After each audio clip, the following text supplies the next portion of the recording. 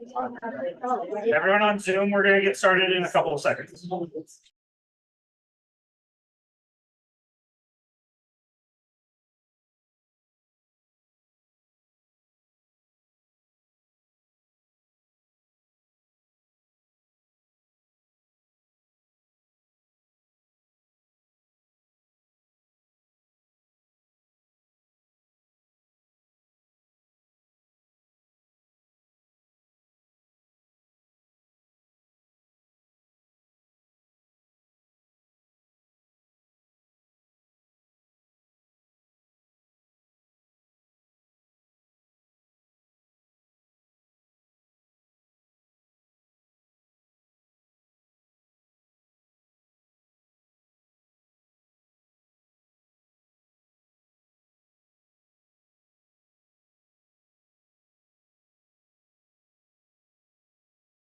My name is Valerie Mason. I'm the chairperson of Manhattan Community Board 8. I want to welcome everyone here tonight. Just a little bit of community board business. I want to congratulate everyone who was reappointed. All of our members who reapplied were reappointed. Congratulations. You did, but you didn't open it. Okay. Well, let's put it this way. It didn't come out till about 5 o'clock tonight. If you are a new member, we have 5 new members. I want to welcome you. I apologize. I really don't know who you are or what you look like yet. So if you're here, if you're a new member, can you raise your hand? Okay, they all have excused absences because they were only notified 2 hours ago that they were elected to the board or appointed, to be the correct terminology. Okay, tonight is a special meeting. Tonight is a land use committee meeting. It is a public hearing. The agenda item is Memorial Sloan Kettering Cancer Center, MSKCC, for those in the know. It's presenting a private application requesting a zoning map amendment from R8 to R9, text amendment to ZR79-43, authorizations per ZR79-21, a ZR79-43 special permit, modifications to the large-scale community facility development and restrictive declaration, a ZR2615 certification, and a revocable consent to facilitate a new 31-story hospital building with a pedestrian bridge over 67th Street within the existing MSK campuses LSCFD at 1233 York Avenue in our own Manhattan Community District 8. As you may be aware, we had many meetings related to this application. A task force, which MSK, I want to thank them for coming and being a part of it, and to everyone who participated. We had a pre-meeting a couple of weeks ago in our zoning and development committee meeting, but tonight is a public hearing. The hospital will make a formal presentation. We will then take questions and comments from the public. Because of the number of people that have signed up, I'm sorry to say we're going to have to limit you to 1 minute in your question and commentary. And then we will go to the board for question and discussion. And hopefully we will be able to pass a resolution tonight. We are limited by time to 9 o'clock. So if we do not get there, we will have to carry it over to our full board meeting for final vote. So I want to just urge everyone to please be civil with their commentary.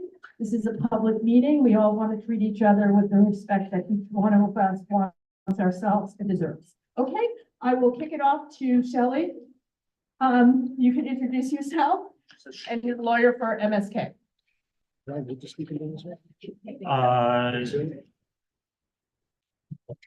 Try. Okay. Good evening, Mike. My name is Shelley Friedman. I'm Land Use Counsel to Memorial Sloan Kettering. It's very good to be here tonight and see so many old friends. I will do that. How am I doing? Just better? Yes. Okay, good. Valerie just went through everything I was prepared to say before introducing Dr. Drebin to continue with the presentation. So in the interest of time, I'm just going to kick it over to Dr. Jeff Drebin. He is the chairman of the Department of Surgery at Memorial Sloan Kettering, and he has been leading the charge on all of the task force meetings and zoning development meetings that we've been attending over the last year. Dr. Dudley. Thank you, Shelley, and thank you to Community Board Aid for providing us this opportunity to formally present this plan, and also to address your, oh, there you go, to address your comments and questions. I'm joined tonight by several of my esteemed colleagues. Do we have the slides or? Yeah, I'm working on Okay, that right now as we speak. Many of you will recognize people who are here tonight as participants in the task force series that we started last spring and into the summer, and from our meeting on your resolution last month. There we go. I'm joined tonight, people who will be participating. By the way, Shelley mentioned it, but I'm Jeff Drebin, the chair of the Department of Surgery. It is Nursing Week, and we're joined tonight by Elizabeth McNulty, Director of Acute Care Nursing. It's also World Ovarian Cancer. We didn't plan it before, but it's World Ovarian Cancer Day. And Ginger Gardner, one of our most esteemed ovarian cancer specialists, is here. She's also vice chair of the Department of Surgery for Hospital Operations. Roger McLean, Director of Design and Construction. Rob Masters from Cannon Design. Justin Boyers from Foster and Partners. And of course, you've already heard from Shelley Friedman. Over the past year and then some, we've discussed everything about the Pavilion project, from the need for the patient bridge, the ins and outs of the environmental review process, sorry, to sustainability, housing, traffic, construction, and transportation. Tonight, I'm pleased to be back before you all to present on MSK's formal ULURP application and related topics, which include the clinical necessity of the building, which I'll get to in a moment, the interior and exterior of the building and how they're specifically designed to address the cancer care needs of the future, parking, and finally, zoning actions and environmental impact findings.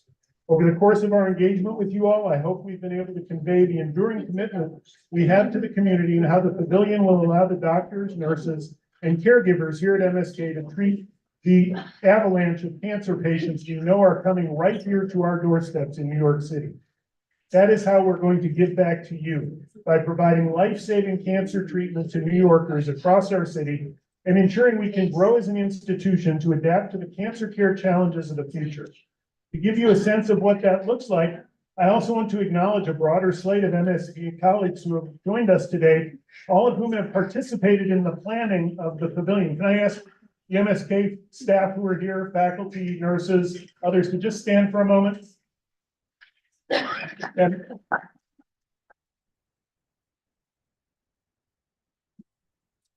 they're here because, like Dr. Gardner and our nurse Liz McNulty, they understand the need for this project. They see it every day on the ground in the work they do serving our patients.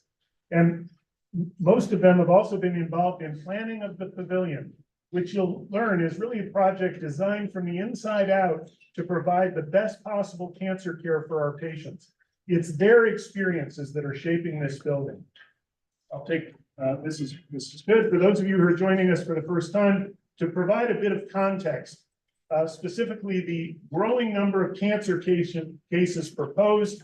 And I think what you can see here is a slide that's familiar to those of you who've been on our previous Zoom meetings. It's from the CDC. It shows the current number of cancer cases by age groups. And down on the bottom are those under 50, 50 to 64, 65 to 74, 75 to 84, and greater than 85. And what you can see is that right now, cancer is a problem at all age groups. And going forward, in 2050, those numbers will go up.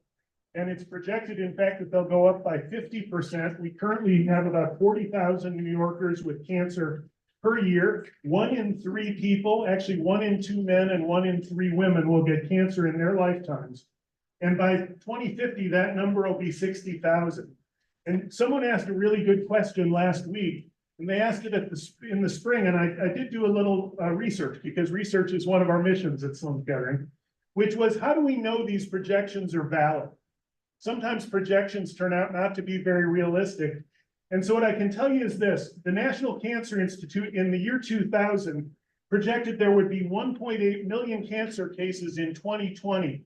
And the actual number was 1.806 million. they hit it pretty close to the mark. And at that same time, they projected there would be a 50% increase from 2020 to 2050, and that's exactly the same thing we're projecting now. So these are from two different sources. Again, the future is not, the predictions are difficult, especially about the future. Isn't that the Casey Stengel quote? But we believe that these are likely, that the cancer cases will require increasing facilities, and that's why we need the pavilion. And I want to be clear, it's designed to facilitate the specific needs of cancer patients in an inpatient surgical setting. Every aspect of the building's design is oriented around this singular purpose, including 28 new operating rooms, which will include operating rooms dedicated to interventional radiology and so-called hybrid procedures between radiologists and surgeons, and 206 individual patient rooms. This will also include increase to 60 ICU beds to support pre and post-surgical activity. And for more on how the design of the pavilion corresponds with the needs of our patients, I'll pass the microphone first to Liz McNulty and then to Ginger Gardner. Thanks, Dr. Jones. And thank you all for being here tonight to hear our case and our story. My name is Liz, and I've been a nurse at Memorial for the past 30 years. And I can share, and I can share firsthand that this pavilion is our answer and our response to what we're seeing already on the units at Memorial Hospital. As Dr. Drebin already shared, the projected rise in cancer cases is wild and can be seen as almost like a tsunami, right? A great storm that's going to affect our younger patients as well as our older patients. And with the number of patients and cases that we're seeing, we really do need to have the operating rooms, the acute care settings, the inpatient settings to really respond to that and provide the kind of care that our patients need and deserve. And for those reasons, we really do need that pavilion, our pavilion, to be, we need it now. We need it as soon as possible. So I'll hand this back over to Dr. Gardner.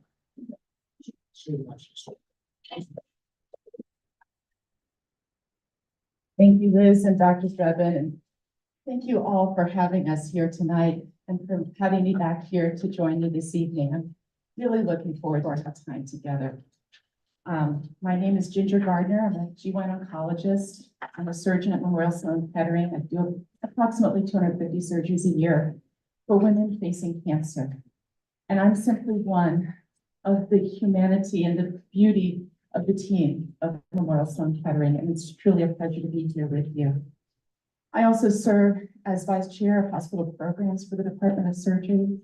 I'm also the director for Patient Flow Command Center, which is really the orchestration and coordination of care across multiple teams, multiple disciplines throughout our cancer center.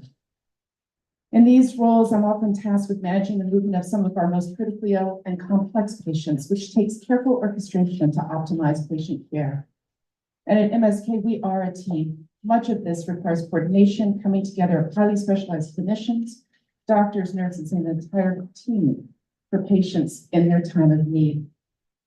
I'm very passionate about our work at MSK, doing the best for our patients, not only providing state-of-the-art medical and surgical care, but creating it and defining it and delivering it, while also supporting each patient with genuine empathy and humanity. Each patient is unique across the spectrum of ages and whatever their life experience has been before cancer strikes. And perhaps all of us in this room can realize that when cancer touches a patient or our family, it is unifying. And all of us together are here to meet that challenge. I'm a proud New Yorker, and I know that we deliver the best cancer care everywhere. And we do it here for our community, for our patients, and for all those that we serve.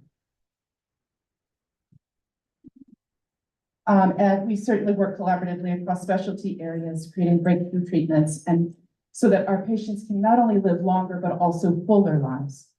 And we realize, you can imagine, this is not easy work, but for us, it is simply a calling. So right now, our challenge is great. Cancer incidence clearly on the rise. We are called to the task, and we simply need a pavilion to meet that challenge, to provide the capability operationally for what we know we can deliver for every patient in need. So We're here to chat with you. I'm here to contextualize the pavilion from the walk that I take every day with my patients and to answer any questions that I can. And thank you for having me back here tonight, and I look forward to our discussions together. Thank you. Thank you, Ginger. And just to echo again, and I won't ask the MSK people in the crowd to stand up, but maybe to just raise their hands. The pavilion was planned by the faculty and nurses and staff of Memorial Sloan Kettering. It's important to recognize Marcia Levine, raise your hand, Marcia, Vice President of Nursing, who's really been involved in virtually every aspect of planning. Greg Fisher and Neil Halpern from anesthesia, involved in planning the operating rooms, planning the critical care spaces. Mark Moody, I see you back there, Mark, planning the security, because of course, security in every aspect of what we do is critical. Laura Artizone, one of our nurse anesthetists, helping plan patient flow for the operating rooms. And Dan Stein from our Digits team, who has helped to plan this building to be at the state of the art when it opens and hopefully have the expansion capacity to adapt to the changing digital environment it'll face. Every aspect is built around the operating rooms, the beds necessary to support them, the mechanical equipment we need to keep both in service for patients to have optimal outcomes, and the patient bridge, which will connect the pavilion to the general diagnostic and treatment facilities throughout the campus. Again, the pavilion is a relatively small part of our whole operation, and we aren't able to, it's not a freestanding hospital, and therefore does need to be connected to the pavilion. So just again, to stress the intentionality of the design, and something that my colleague Rob Masters will say more about shortly. The bed count we've programmed for allows for single bedded rooms. This is state of the art. And these rooms are actually on the small side of the industry standard, but nonetheless will allow us to address medical complexities and the need for infection control to improve utilization, decrease average length of stay, and boost patient and family experience and safety. And the building is designed to accommodate the clinical support that keeps the pavilion running and serves the needs of our patients, meaning the lab, pharmacy, central processing, and materials management, backed up by the more extensive main campus support services available via the patient bridge. There are no offices in this building. It's all about patient care. Every aspect of the building is patient beds, patient operating rooms, testing centers, pharmacies. It's all about patient care. And to tell you more about the building and the planning, I want to call up Rob Masters. Thanks, Dr. Jordan, and good evening, everyone. Thanks so much for being here. So I want to just spend a little bit of time talking about the clinical requirements that are really driving the design of this building. What we have on the screen here is a cross-section of the building, looking from York Avenue back to the west. And what you can see, it really underscoring what Dr. Drebin and the team have said, this is a building that is focused on the operating rooms that we require to meet the rising demand of the cancer cases, the inpatient beds to support them, and the clinical support spaces to support them. It is very specific to that task. And if you look at just from a color perspective of that cross section, all of the green floors are the OR floors and the surgical support floors supporting those 28 ORs. The blue floors at the top are the inpatient bed floors. That is the vast majority of this building. The few yellow floors that we have are those clinical support floors that Dr. Drebin mentioned that support the building specifically, and then tying back to the main campus to be able to provide comprehensive services, comprehensive care to meet the rising demands of cancer care here in New York City. You can also see the bridge connection that ties us back to the main campus as well. So moving ahead to some of the detailed floors. So here's some detail on the operating rooms themselves. And Dr. Drebin mentioned that that our rooms, whether they're the inpatient rooms or the ORs, we're designing to meet the needs, but these rooms are not sized extravagantly by any means. The ORs that we're designing are about 13% larger than the minimum square footage required, the minimum clear floor area required for specialty operating rooms of this type. So we're being driven by the code, but also by the specific requirements in the space. The plan on the left-hand side of the screen shows all of the equipment required to deliver specialty surgery in the cancer setting, from robotics to all of the supporting equipment that the team needs to deliver care in the OR. The section on the right side shows the requirements for driving the building height. So on a floor by floor basis, the ORs at an 18-foot floor to floor height are not only driven by the clear floor height, to ceiling height in the ORs themselves to accommodate robotics, ceiling mounted equipment, et cetera, but also by the structure and the mechanical systems that are above the ceiling and are required to provide the vibration isolation and the high-end HVAC requirements for this space. An OR, as an example, requires 20 air changes per hour. So when you have a 650 square foot OR at 10 feet high, the amount of volume of air that we need to move through that space is significant. It drives the sizing of the mechanical equipment that we'll talk about a little bit further on. The patient floors on the next slide show a very similar story. The rooms are sized just above minimum requirements for critical care patient rooms in the current era. So they're just about 3% larger than the minimum area required. That gives us the space we need to provide the care, bring the equipment to the bedside, and bring the care team to the bedside to effectively manage care for the team. In section on the right, it's a similar story where we look at not only the clear height that we need for equipment, for overhead delivery of services to the bedside, but also that mechanical space, bringing the required air changes. We need a minimum of 6 air changes per hour in the inpatient setting. Again, we're bring that air to the bed to provide the right environment and the right care to the patient. This axonometric view puts the height of the building in context with the surrounding city.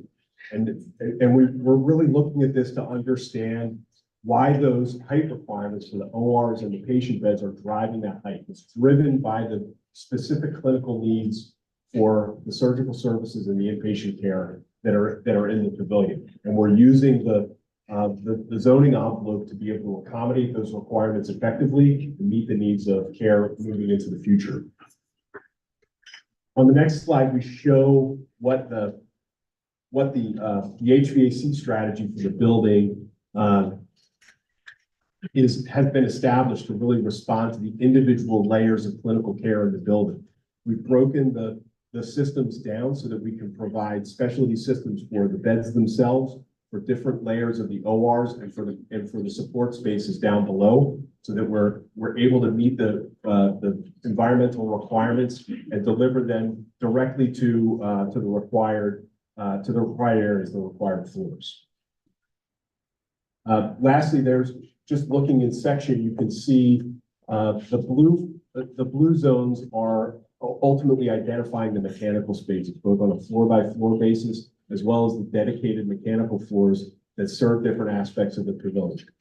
You can see that there are 5 floors dedicated to mechanical equipment. That's 20% of the overall floor area of the overall building. And when you look at those blue floors in combination with the mechanical zones on the floor by floor basis for the ORs and the rooms, that's 40% of the building height. It is the clinical environment that's driving the height of this building, and it's allowing us to provide the state-of-the-art care that the team is talking about. I'll turn it over to Justin Boyer to speak a bit more about the building. Thank you, Rob. Next slide, please. I'm going to walk through some of the issues that are informing the massing of the project and the articulation of the facade. So here's an aerial view of the Upper East Side with the main campus kind of dead center highlighted in purple. It does show all of MSK's existing facilities highlighted in purple. It gives you a sense of their commitment to the neighborhood and to the community. But we're going to be focusing right here on the main campus where currently the Sloan and Scholars buildings are located. Next slide, please. So this is essentially a skyline view from the East River looking back at the city. And what you see dead center in blue is the zoning envelope that we need to work within to realize the pavilion. It's not by any means a piece of architecture. It's basically a jacket that we need to fit inside of with all of our clinical spaces, staff spaces, and infrastructure. And this just shows how the top of that is set currently at 598 feet. how that compares to other buildings in the Upper East Side, which generally range between 300 and 600 feet. Next slide, please. So once you take that zoning envelope and we start to populate it with floor plates and start to lay out the actual functional program of the building, we found that there's very little opportunity to sculpt or shape the tower. We essentially need every square inch on these floor plates, not only for the operating theaters and the patient rooms, but for all the associated clinical support, staff areas, the core, and the other infrastructure. So architecturally, we've approached this in terms of creating a thin, high-performance shell that really addresses the energy performance of the building. And essentially, the building is a machine for healing, right? We're trying to do what's best for the patients and their families and their needs and to promote healing within the structure. Next slide, please. This is an initial early conceptual rendering of what the architecture could look like. And don't worry, we're going to zoom in a moment. But it gives you a sense of the scale of the building, its presence on the East River, how that would relate to the 59th Street Bridge and Midtown, as well as other facilities in the Upper East Side. Next slide. So we initially zoom in on that. And so we've got a very thin but high-performing envelope. We did not want to have an all-glass kind of sheer face facade. We wanted to create some texture and relief. So we're expressing the verticality of the columns, the horizontality of each floor plate with these architectural thin elements. We've also added a kind of unifying frit application to the glass, which we'll get into more detail shortly. But the intent is to create a kind of timeless, understated aesthetic. We don't want something that's too flashy, too loud. It's really speaking about the function of the building. It's being designed from the inside out and looking towards the future. Next slide is another perspective, I believe, of the tower. So again, we're trying to use neutral colored materials that catch the sunlight in an interesting and dynamic way over the course of the day. So it has a kind of subtle expression. It reflects the atmosphere and the light of the city, but it also, again, is just relating to the specific program that's happening, whether that be operating theaters, mechanical floors, or patient floors. At the very top, it's worth noting, we do have a mechanical screen wall that's enclosing the bulkhead. So if that weren't there, you'd obviously see a lot of equipment and other infrastructure at the top of the building. We tried to unify that with the rest of the tower, so there's a kind of consistent language architecturally, and it looks like one consistent form. Next slide, please. There are a number of sustainability and energy initiatives undertaken. We do have bike storage both on the outside of the building and within the building, along with the associated showers and locker rooms for people using that way. We also have electric car parking and charging stations, but the real impact that we're having is with the design of the envelope and the really innovative mechanical systems. So we have an all-electric mechanical plant, which is consistent with New York State and New York City's energy goals for the long term. And essentially, we've been able to reduce our energy use 20% below the ASHRAE 90.1 benchmark, which is a very significant amount for the long term. We're able to do that because we have heat recovery and air stored heat pumps and kind of very innovative mechanical systems in the building, but also because of the nature of the envelope, and we'll get into that next. But essentially, if you can limit the amount of solar heat gain that's coming into the building, you substantially reduce your cooling loads and thereby your energy use. And we were actually able to eliminate an entire air handling unit from the project, at least the initial design, because of the optimization of the facade of the building. So that has an enormous impact on our long-term carbon footprint, the amount of energy it takes to operate the facility. Next slide, please. So getting into that a little bit further, architecturally, we're adding these horizontal bands to the glass as well as two other coatings. They're intended to aesthetically unify the tower and to play off the architectural fins and the expression of the structure. It will also reduce the reflectivity of the glass, and it will limit solar heat gain and glare for patients. So we elected to use glass so we can maximize daylight penetration deep into the floor plate. That allows us to turn the lights down lower to their code minimum levels and to have many of them on occupancy sensors. But there's this kind of a tactic that we think gives the building a character and a unique quality while also addressing the performance. Next slide, please. I think it's a kind of cutaway. So this is looking into the facade. You can kind of see the different layers. We have triple pane glass, which is very high performing in terms of its insulation qualities. So that way we're not losing any heat energy to the exterior. This shows you how the decorative frit also kind of screens the non-vision areas. So we're allowing the areas basically at head height, if you're standing or seating, to be essentially clear glass, whereas the others are screened. We also have two different coatings that are reducing the solar heat gain by about half, significantly reducing our energy loads. And then less at the lower portions of the tower, we have a bird-friendly coating. So it's basically a UV coating that only birds can see and not humans. It discourages collisions over time. And that's consistent with local laws in the new New York City building code. In the next slide, we'll start to talk about how the building meets the ground floor and the street level. So we really wanted to touch the ground lightly and to create a kind of landscaped and serene environment at grade. We understand that many of the patients and their families arriving at the site are going to be under immense stress and times of concern. So what we've done here essentially to walk you through, we've got 66th Street to the south, 67th Street to the north, and York Avenue. We've pulled the face of the building in significantly so that it's essentially just this smaller footprint. That's our entry lobby. That's really where patients are greeted, they're sorted and registered, and then they're immediately brought up into the tower. And that was consciously done to limit the amount of time that they need to spend at this ground floor level. In addition, you can see all of this landscaping that's helping create that garden-like environment with a single entrance located to the north of our lobby. So in that way, the wayfinding is very intuitive. No matter who you are when you arrive, you understand immediately where to go and you're greeted by staff. Immediately to the left of that, we have an internal drop-off and drive-through so that patients arriving by car can enter the site, exchange their vehicle with a valet, and then enter while the valet continues out to 67th Street and into our garage further to the west. That again is intended to mitigate traffic and to bring most of that traffic load of people arriving on our site onto our building site and to avoid cars backing up on either of the side streets or indeed on York. And then lastly, we've pulled all of our infrastructure, the core of the building, really the backbone, as far off York as possible. And that way we've got our oxygen farm in Queen Bay facing the residential housing on 66th Street, but our loading dock was consciously moved to 67th where it's facing the MSK campus. And then the rest of this is largely different elevator banks serving staff, visitors, or patients. If we go to the next slide, there's an illustrative rendering of what that will look like at grade.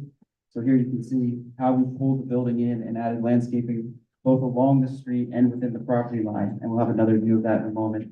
But it's intended to create this essentially a lantern, so it's very clear on where to go once you arrive. This also starts to show the lower portions of the building and the two-story connecting bridge. It's really important to note that the pavilion is not a standalone building. It's really part of the larger organism of the main campus. And that allows people and goods to connect between the two buildings as well as other below-grade connections. The next slide, I believe, is another view of that landscaping towards the entrance. So here you're standing 67th and York, looking towards that main entrance door. You get a sense of the benching that we'll have both along York and at the main entrance, as well as that drive-through and vehicular drop-off in the background. But we want to promote light and air and make this as welcoming and serene an environment as possible. Next slide, please. I think it's just another image of the entrance door and that smaller condensed lobby at grade. And then I'm going to pass it, I believe, to Roger Clark, Dr. Jevin. Thanks, Justin. Next, I want to dive into an issue that came up in our series of task force meetings last spring and at our resolution meeting 2 weeks ago, which is parking. We heard the concerns of the committee loud and clear and made changes to address them, particularly to mitigate the traffic backup at the parking garage. For more on that and how these efforts were informed by our traffic studies, I'll hand this off to my colleague, Roger McClain. Thank you, Dr. Trevor. Excuse me. Good evening, everybody. Roger McClain, Director of Design and Construction with MSK. I want to say that it's an absolute privilege and an honor to be with everybody today. And I think the turnout that you see really speaks volumes to how much this community cares about the surroundings and community. And we just want to reiterate the fact that that empowerment and that care for the community is the same for MSK.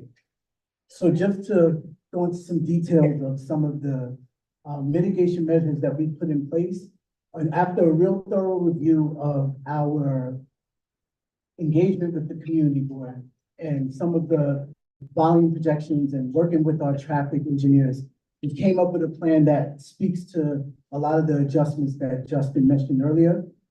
We took it from two different perspectives. One was operational and the other was through design. So from an operational standpoint, the way we enhanced it was that we decided that we were going to have only patients, visitors, and people that are related to patient care use the parking facility. Along with that, as an operational criteria, we also incorporated a reservation system that we're going to utilize to make sure that we're aware of who has actually signed up to utilize the parking, and that'll allow our operational teams to be prepared for the flow of traffic that's coming into the building on a daily basis. On the south side of the plan here, we've incorporated a ramp that goes only into the garage. So currently, there's a ramp that comes in and there's another lane that goes out. We wanted to focus our efforts on making sure that just parking went into our parking garage from that area. We're also utilizing this drive-through within our own footprint, so that allows us to manage incoming traffic within the footprint of the building instead of on 66th Street, which we felt was a very good enhancement to the design. And what we did on the north side is now there's an exit ramp that the way when you get your car from in the garage and go out, you're going out from the 67th Street side and heading up towards First Avenue. What we incorporated in addition to that is an entrance ramp on the north side that our valet team will now enter the parking garage for the patients and visitors who drop their cars off in this drop-off area. So really putting the emphasis on being very mindful and thoughtful about 66th Street and understanding the impacts that it sees today. We really wanted to use that feedback from our own traffic analysis, from our volumes as far as our patients, as well as the feedback from the community to enhance our traffic flow and parking design. Can you go to the next slide? Just for context, I want to show this. This was our previous slide. Our previous design. And again, really not take into account some of the traffic patterns and some of the flow. Really felt that listening to the community and also doing a deeper dive into our own volumes and our own traffic analysis, we wanted to make an enhancement to this that would be a benefit to the community. So we wanted to just highlight that. So thank you. Turn it back over to Dr. Wilson.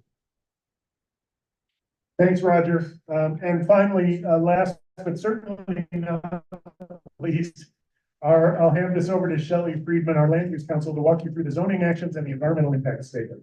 Thank you, Dr. Governor. So let's talk some land use zoning for a few minutes.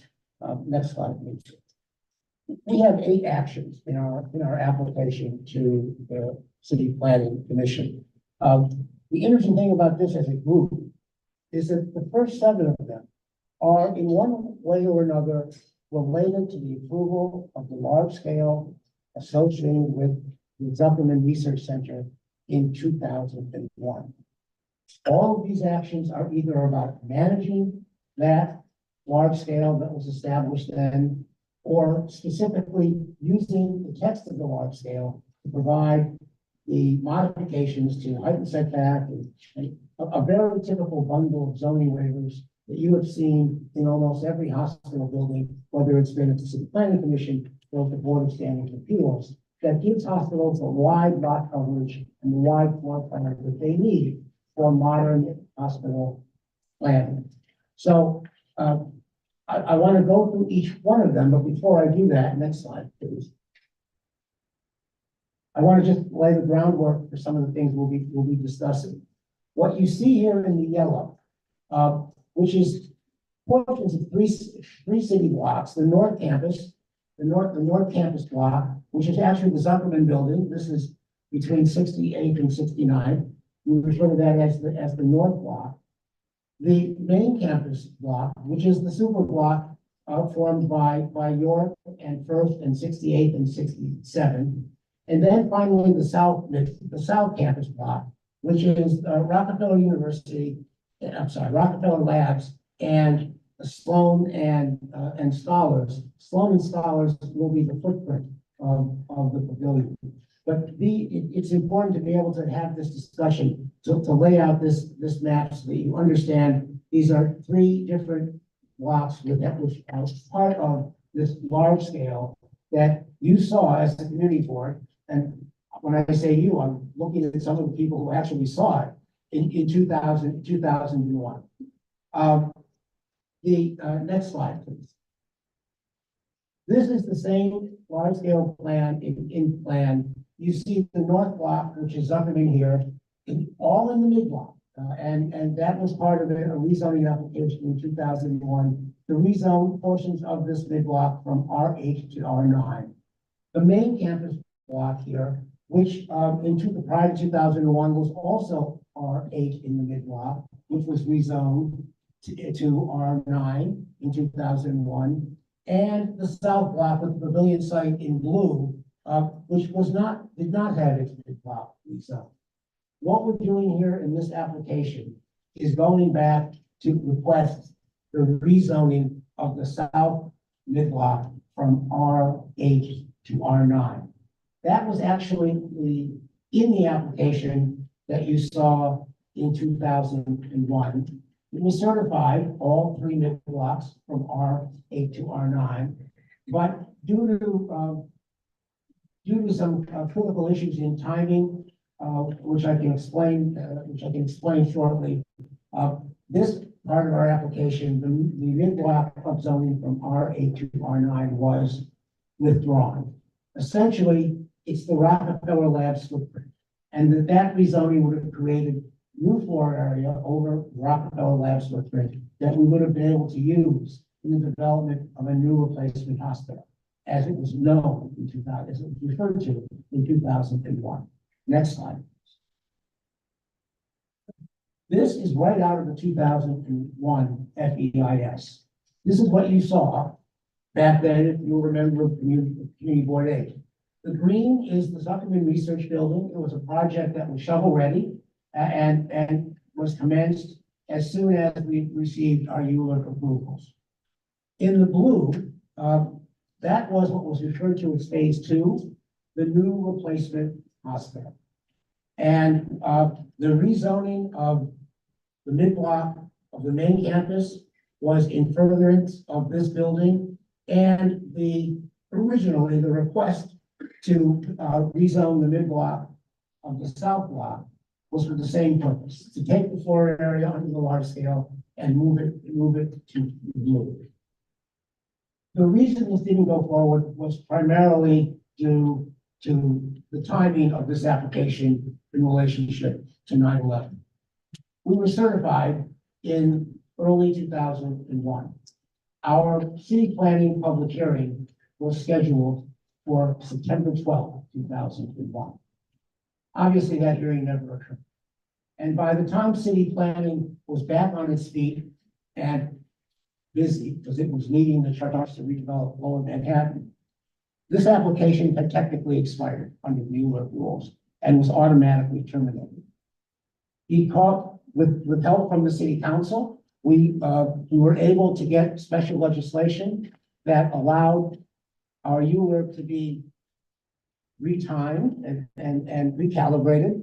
But even still, the law would not permit the recalibration to go beyond December 31st of 2001. Thus, of the 100 days that we had remaining in ULURP, we had to squeeze all of that work into 60 days. And as a result of that, the then chairman of the planning commission, Joe Rose, pulled us together with your borough president at the time, C. Virginia Fields, your city council member, Dick Miller, and others, to try and figure out how to compress this application so we could get the work done, so that it could be approved in the time we had remaining during this ULURP. As a result of that, we were asked to withdraw the application to upzone the south block from R8 to R9, because that floor area wasn't required at that time to proceed with the one shovel-ready project that we had, which was Zuckerman. And because the replacement hospital was still in the planning stage, the commission said, in their report, acknowledged that we were assisting them by withdrawing the application for the mid-block rezoning and welcoming us back when we had plans for the new replacement hospital to pick up the discussion where we left off. This ULURP tonight is the return to that discussion. And the pavilion is that building, which was fully discussed in 2001 and postponed until it could be further developed. So the first action is a zoning map amendment to finish the work began in 2001, to upzone the mid-block from R8 to R9. The second action deals with the zoning. The rest of these zoning actions are actually all about managing and administering the large scale. And I'll take you through those separately. But the important point is how much of this application was actually discussed here figuratively in this room with Board 8 and at the Planning Commission 20 years ago. Next slide. Here is the zoning map amendment I'm discussing. This is the site in blue. This is essentially the footprint of the Rockefeller Research Labs, and we're going to be asking that this R9 be converted, this R8 be converted to R9. That will generate about 140,000 square feet of zoning floor area, which will be incorporated into the pavilion in a manner which I'll be able to show you shortly. Next slide. This is the zoning text amendment. We found that because of the large scale and the existing buildings in the large scale, which were all built before the 1961 zoning resolution, we were technically already non-compliant for lot coverage. And so we've asked the commission to modify the large scale regs to give us the ability by special permit to modify lot coverage and also signage. Now, because it's within the large scale, this is not going to have general applicability anywhere else, but within already established large scales in R8, in R9, and R10 districts. So these text amendments have no citywide applicability whatsoever, but are limited to the handful of large scales that already exist. And in fact, even within the large scales, have to be in either R9 or R10 districts. And even in addition to that, have to be hospital-related large scales, not simply generic community facility large scales. So they're very, very narrowly focused on the pavilion site and on hospital-related large scales generally. Next slide, please. Wherever you see ZR79, we're talking about large scales. Limited applicability only to large scales with a few zoning districts and in hospital-related situations. We need a special permit for the height and setback waivers of that are on the perimeter of the large scale. That's York Avenue and that's E66. And I need to pause here to bring you up to date on something that I think is critical. We are not getting a building approved from city planning. We are getting a zoning envelope. The maximum height of that zoning envelope is 594 feet. But we will have exhausted floor area that we're going to get here somewhere in around 550.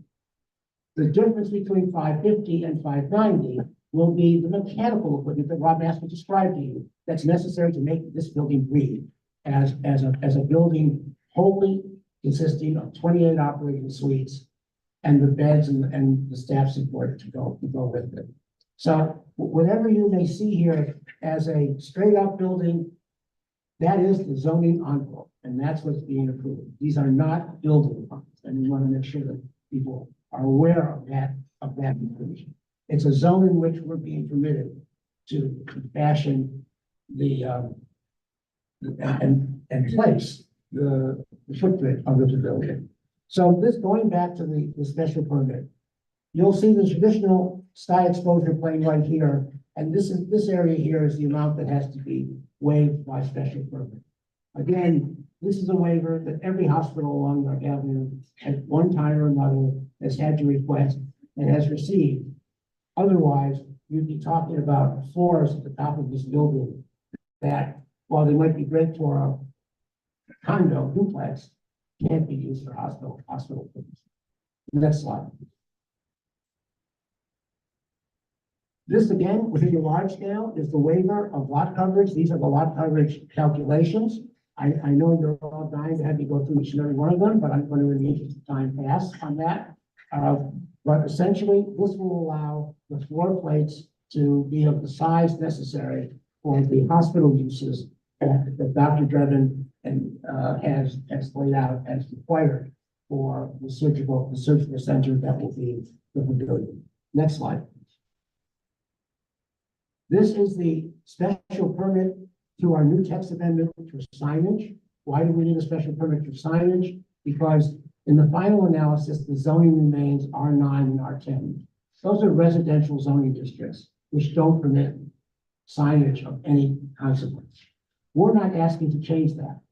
But within a large scale, within an R9 or R10, or a hospital, those are all limiting conditions. We feel that we need this signage for navigational purposes. People will be coming to this hospital, as Justin said, under great stress. It's on the grid. You can't easily locate another hospital that doesn't have a main entrance. MSK does not really have a main entrance. It's an aggregation of separate buildings spread over 3 blocks. So we expect there'll be some confusion in people reaching the front door of the pavilion. This signage will give us the additional means to provide for adequate navigation so people can calmly and with as less stress as possible figure out where they're going on the MSK campus when they're coming into the pavilion. Next slide. So I mentioned the large scale and the accumulation of floor area. This is, again, the zoning envelope that describes how the floor area from throughout this 3-block area comes to land on the footprint of the pavilion. The bottom brighter yellow represents the floor area attributable to the site itself. As I straight, it's primarily zoned 10 FAR. There are no zoning bonuses here. By the end of this process, the entire large scale will not exceed 10 FAR over its 3 blocks. There are no bonus text amendments, and we're not utilizing any of the bonuses already in the zoning resolution for increasing the FAR. So this is straight R10 FAR that will be available upon the clearance of the site when Stowers and Sloan are demolished. The next tone here is the amount of floor area that remains over the large scale that will literally be transferred to the pavilion site. Transferred to here, taken away from the other 2 blocks. At the end of the day, we will fully utilize every square foot. There will be no development rights remaining for any future development within the MSK large scale. The top orange, that's the rezoning. That's the R8 to R9 on the south mid block. That's right here over in the air volume over Rockefeller. That also will be transferred to the pavilion envelope. And at the end of the day, you can see the breakdowns here of how this floor area travels through the large scale to this site. As I said, it's a 10 FAR, it's a 10 FAR large scale, represented by a significant amount of floor area on the pavilion site. Next slide. The large scale has within it various tools for authorizations. As most of you are well aware, authorizations are a lower level of approval from City Planning Commission. They do not involve such things as City Council approval and the like. They are considered to be more minor zoning actions. Within the large scale, we can obtain the height and setback waivers necessary along East 67th Street, because the East 67th Street perimeter of the building is totally within the large scale. It's a difference only in process. There will be a waiver. The large scale, the regular height and setback waivers applicable in R8 and R9 will be waived to permit the zoning envelope that we are requesting ultimately in which to design the building. Next slide. This is, again, highly technical. There is a rear yard equivalent that must be complied with in R10 and R9. This area here requires waiver. And so we're requesting a rear yard equivalent waiver under the authority of the large scale text because it's a permitted authorization. Again, it's one of those bundle of issues that you have seen in every hospital you've considered over the last 20 plus years that I've been working with it. Next slide, please. Finally, this is the administrative provision for the large scale. This will be the action by which the available floor area on the main block is transferred to the pavilion footprint, and the floor area over Rockefeller will be permitted, once upzoned to R9, will be relocated to the pavilion footprint. Next slide. There is a restrictive declaration that will have to be canceled. The restrictive declaration was something we agreed to in the post 9/11 workout. They were giving us an R9 mid-block upzoning, but we didn't have a building to show them for it. And so we agreed to a restrictive declaration that would preclude us from touching that floor area until we had the so-called new replacement hospital to present to the commission and to you. And this is that presentation. Next slide. Finally, in order to accommodate the changes that Roger laid out for you in terms of how we want to respond to the concerns raised about the parking ramp on East 66th Street, we have to ask for a certification to provide for the appropriate number of curb cuts, because we're adding to the curb cuts to effectuate this change in the parking area. So we hope that'll be considered a plus. We've talked to city planning about it. They understand why they're pursuing. Next slide. The environmental review. There's a slide missing here. I'm going to go back and talk about the revocable consent for the bridge. That is not technically a zoning action. It's a revocable consent processed through the Department of Transportation because it's in the street. It's not on a zoning law. So it goes to the Department of Transportation. We have made that application. They have sent it to the Public Design Commission because the Public Design Commission must approve any kind of improvement in the city street. The Public Design Commission has given us a conceptual review, and they've referred to the bridge in their findings as elegant, as it's something that they believe is a quality and rightly placed throughout.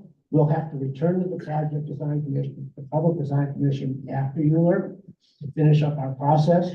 But we're very pleased to be able to come to you and say, conceptual review with the Public Design Commission is favorable, and that we're in a good place with the Public Design Commission. The reason that it's in Euler is because as a action under the charter, even a DOT action has to be included in the Euler. So it's being packed into the zoning approvals, but it is not technically a zoning issue. It's going to be hammered out at DOT. So moving quickly to the environmental reviews, we have our notice of completion. There are what is termed in the environmental review language as significant adverse impacts with respect to 3 items. One is shadows. The new tower will cast a shadow on the wall of the church at First Avenue and 68. Because that church is eligible for landmark designation, it's considered an historic resource. That's what triggers the significant finding. We have met with the church, we're discussing with them this application, and those discussions will continue and hopefully be completed by the time we're at the final environmental impact statement. We'll have more to say at that point. That is the only adverse environmental impact associated with the buildings itself. The other 2 environmental impacts are construction related. They are noise and traffic. And we will be working on those throughout the Euler to try to establish how to best mitigate them. We have resources in the room tonight that can tell you what we're doing about construction noise and what we're doing about construction traffic, if those are of interest to the board members who want to ask about them. But we're fully prepared to walk you through those two findings. No other significant adverse impacts were identified in this environmental impact statement, which is a source of I think pride for the development team that we were able to do a building of this nature without triggering any of the other potential significant adverse impacts that the secret process requires. Next, actually, I think that's unfortunately for you, the end of it. So I'm going to turn it back over to Dr. Drubbins, and we are, if that's where you want to go with it, Madam Chair, we're happy to begin answering questions Okay, from well, the board members. okay, well, we're gonna have some input from the community first. And thank you very much for staying almost right on time. We appreciate that. Okay, so we're gonna call, I think we're gonna start with people in the room. Where do we want them to go? Give me, yeah, we want. So as you come to like speak, if you don't mind, try to stand in this general area, because this little camera is gonna catch you, and it also has a microphone to hear you, so it's gonna focus in on you. So if you want, we have like 3 people line up. Okay, I'll call you, Rachel George, Jane Griffin, Catherine Anderson, Camille Granado. I just want to say that if there are about 35 people that are signed up to speak, and if you feel like your comment has already been made, please don't feel that you have to speak, okay, just because you signed up. We appreciate you coming and we understand. Okay, but I would appreciate quick movement over there and wait. So this way we can keep this going in an orderly fashion. And then right after that, we're going to go to 2 speakers on Zoom, Wendy McAvere and Andrew Ravishare. Oh, right over there.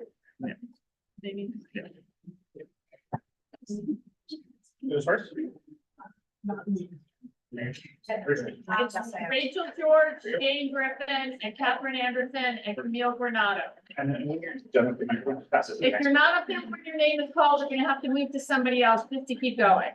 Okay, so be peeled for your name. Go ahead. Okay, good evening. I am Dr. Rachel George. I live at 400 East 67th Street, which is right here on the corner of 67th and First. We're the only residential building. We're the only residential building on this block with this development. Okay, I'm trying to think of the 1 minute. I'm a unit owner and a board member of my building. I'm an attending dentist at Columbia Presbyterian and faculty in the Department of Oral Radiology. I love living in this neighborhood because I like to be in the scientific community. I like being with these world-class medical facilities. However, I have 3 issues I want to ask in this project. 1, I want to reduce this project's building height by at least 250 feet. It is grossly out of context in my neighborhood. This building is vastly taller than anything else here. 2, I don't think you need to rezone the Rockefeller Research Lab to R9. I don't understand that. 3, I want to ask MSK to join into a community benefits agreement, which is a legally binding agreement with my neighborhood and all of our entities. Okay, thank you. Sorry. Thank you.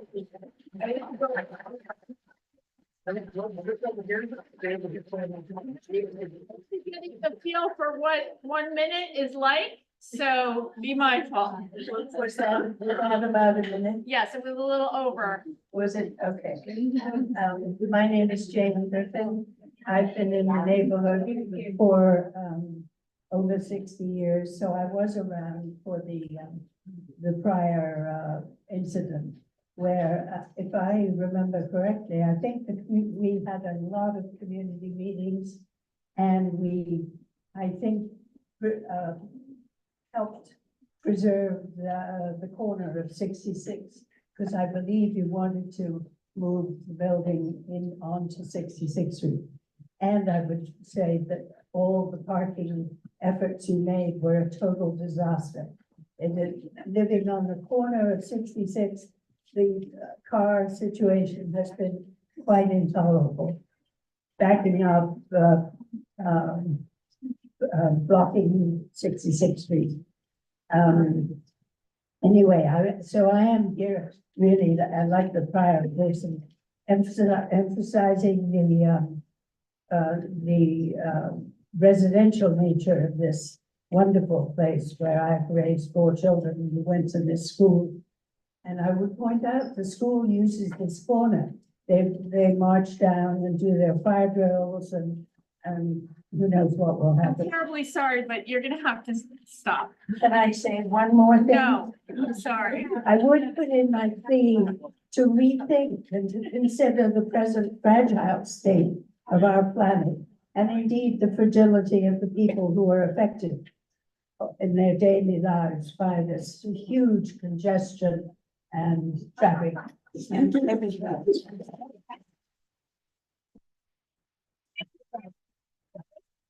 I know Can I be heard? Wonderful. My name is Catherine Anderson. I am here on behalf of Patricia Hogan, who could not be here tonight. My name is Patricia Hogan and I live in Brooklyn. My husband underwent major abdominal surgery at MSK in December of 2020. He is still alive, but it has been a constant struggle ever since. I learned of this hearing from my friend who lives on 66th Street and who I stayed with when my husband was in the hospital. I'm writing today as his caregiver to emphasize how very stressful it has been coming into Manhattan for his surgery, treatment, and follow-ups. Dealing with traffic and a near impossible parking situation has been a tremendous stress at this vulnerable time in our lives. Even now, 3 years later, he isn't strong enough to take the subway, so we have no choice but to drive in. And once congestion pricing starts, not only will it be more expensive to come in, but I've heard that the parking prices is expected to escalate north of 6th Street. I know I'm not alone and can speak for patients and caregivers all over the tri-state area. If you are planning to expand MSK, please do.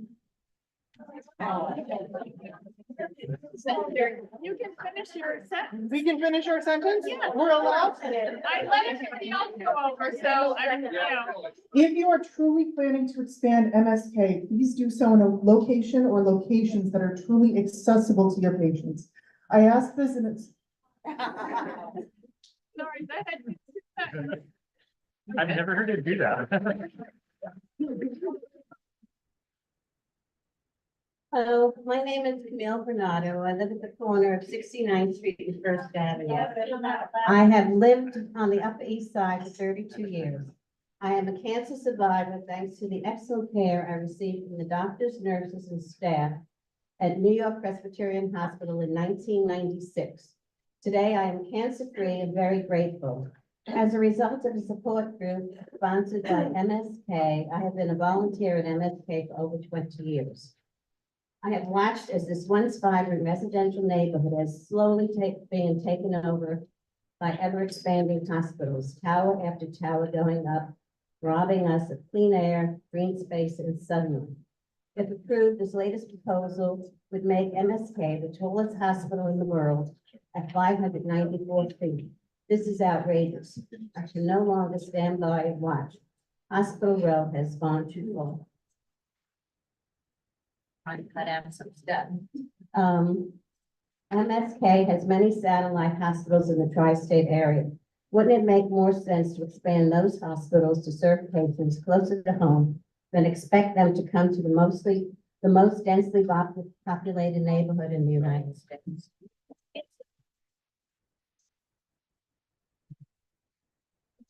We're gonna go to Zoom right now to Wendy McAveer, Andrew Ravishare, Blanton Neal, and Zainab Tehran. And if I could just ask the following people to get ready to speak, Stephanie Reckler, Lisa Barnhart, Yasmina Palumbo, and Caitlin Griffin. So if you want to just come up and wait while we talk to the. Okay. So as you are on Zoom and you hear your name called, that's when you should raise your virtual hand so it's easy to find you. Please don't raise your hand until that time. So if you have your hand up and your name was not just called, we're gonna ask you to lower your hands. So Wendy, you're up first. Thanks so much. Can you hear me? Can you hear me? Wendy, we can. Okay, great. Peer-reviewed scientific studies show that existing tall buildings are responsible for 67 to 75% of our city's climate change pollution emissions in buildings with a height above 210 feet. That's about 21 stories, normal stories, not hospital stories. Please note that the remainder takes into account all vehicle emissions and whatever manufacturing industry is left here in New York. That level of climate change pollution of 67 to 75% takes into account remediation installations and LEED certified buildings of the newest construction. Energy use rises as building height rises. Peer-reviewed scientific studies show that climate change pollution such as carbon dioxide, carbon monoxide, methane, nitrous oxide, ozone, mercury, and lead rises as building height rises. The pollution causes the surrounding water levels to rise. We've already seen death and illness right here that results in climate change related Superstorm Sandy. The increased climate change pollution means increased rates of heart disease and respiratory. I'm just going to finish the one sentence. These are hardly the effects that a health promoting treatment and research institute would want to promulgate. Please rescale and then we can support you. Thank you. Thank you, Wendy. And Wendy, you have Andrew there? You can unmute him. I think he has his own computer. Oh, okay. Thank you. Oh, there you are. Andrew, go ahead. Hi, thank you for providing this forum of discussion. I'm a peer-reviewed environmental cellular researcher opposing this version of expansion on environmental grounds. The current DEIS suggesting that there would be limited environmental damage is evidently misguided. One of the environmental dangers that this development would exacerbate is the urban heat island effect, in which the interaction of tall buildings in cities trap heat, and according to the EPA, raise ground temperatures up to 10 degrees Fahrenheit more than the surrounding areas around it. The resulting temperature increase has a significant impact in rising asthma, cardiovascular, and infectious disease rates. Morbidity and mortality related to these illnesses caused by climate change disproportionately affect New Yorkers of color. The second environmental harm this project would exacerbate is flooding. Last year, scientists discovered that our city is sinking under the weight of our massive buildings by 1 to 2 millimeters every year. Rising waters due to climate change and sinking land harm our residents, especially poor neighbors who live in ground level or basement apartments. Memorial Sloan Kettering can transform healthcare and contribute to our common good in a new development. This current proposal doesn't, and I'm looking forward to MSKCC's new plans. Thank you. Thank you, Andrew. Blanton Neal. Blanton, you're up next. Go ahead and unmute. Go ahead.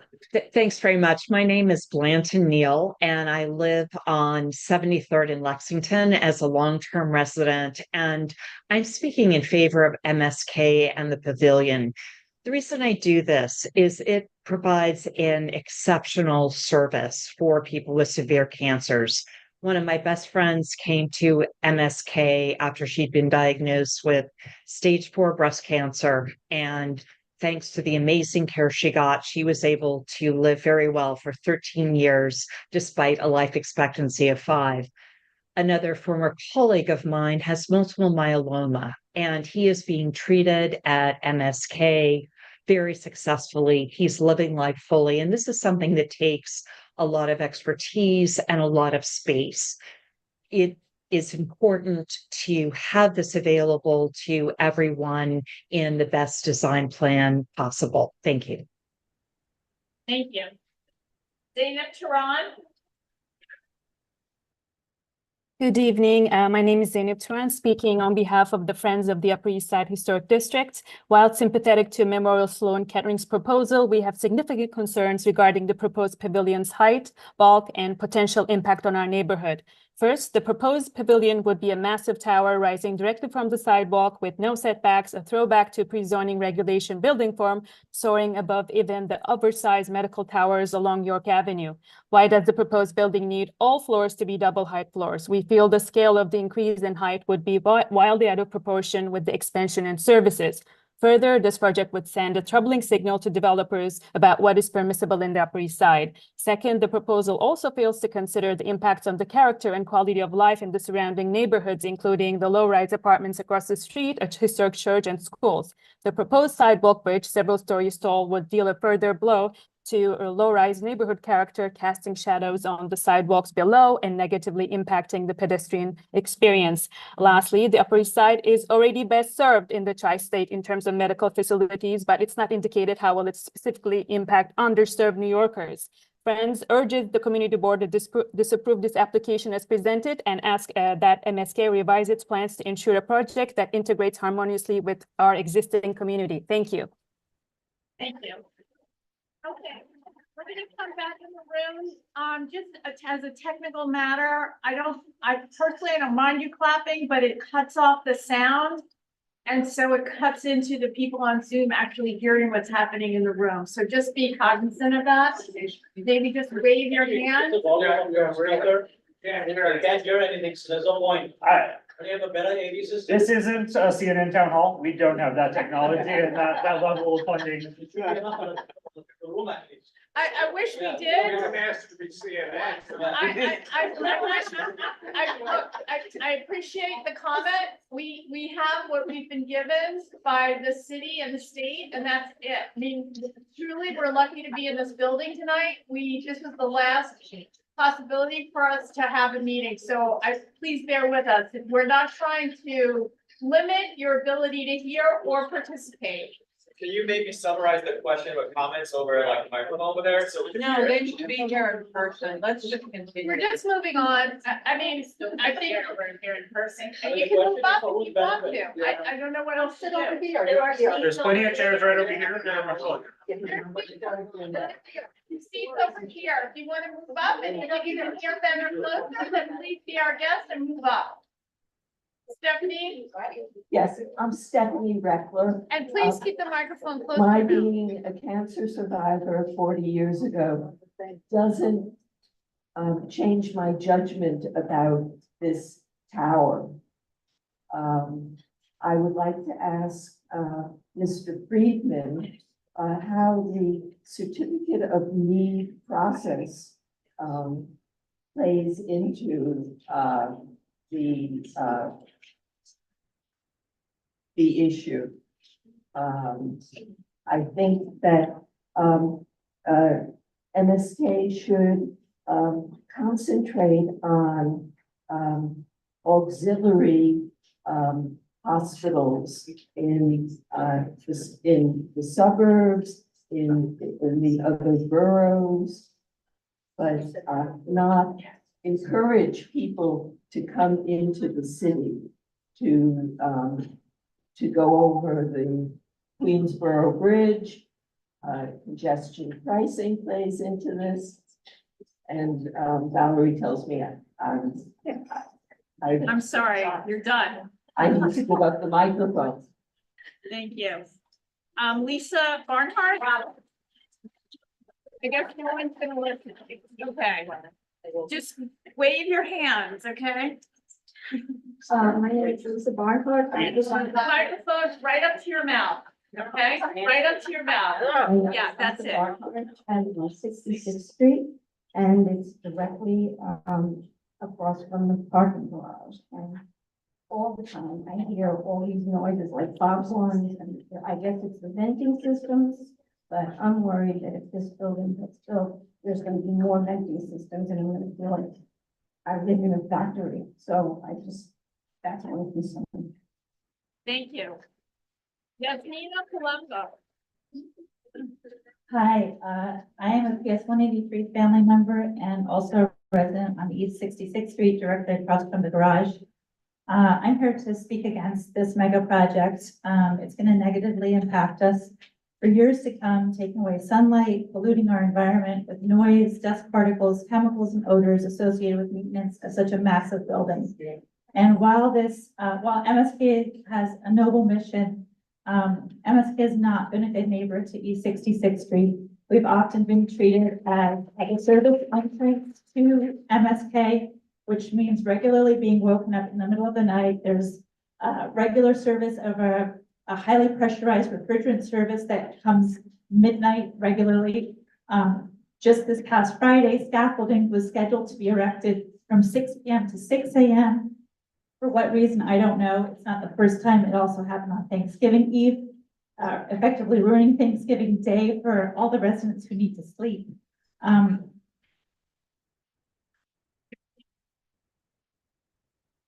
Caitlin Griffin, but before you start, Caitlin, we're gonna go to Zoom. And the people on Zoom are going to be John Spellman, May Keene, and Santos Rodriguez. Go ahead, Caitlin.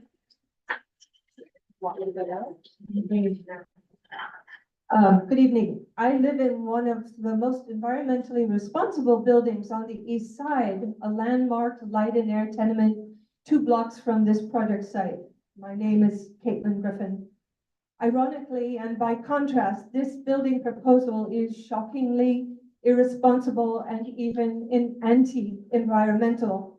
How is it that a scientific institution is so unaware or so excused from the urgencies of climate change that it could not even think to build, such an audacious structure?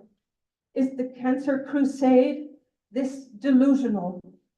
The realities of climate change are so palpable, one must wonder how it is that such a mega glass and steel structure that spews sound, exhaust, enormous waste, and contribute to the heat island effect are even still part of our currency.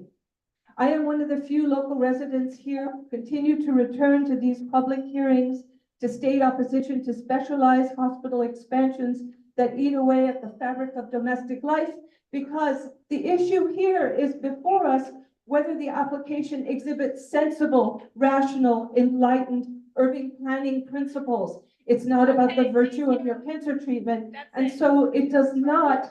How can it be made to do so? That is the purpose of this public review.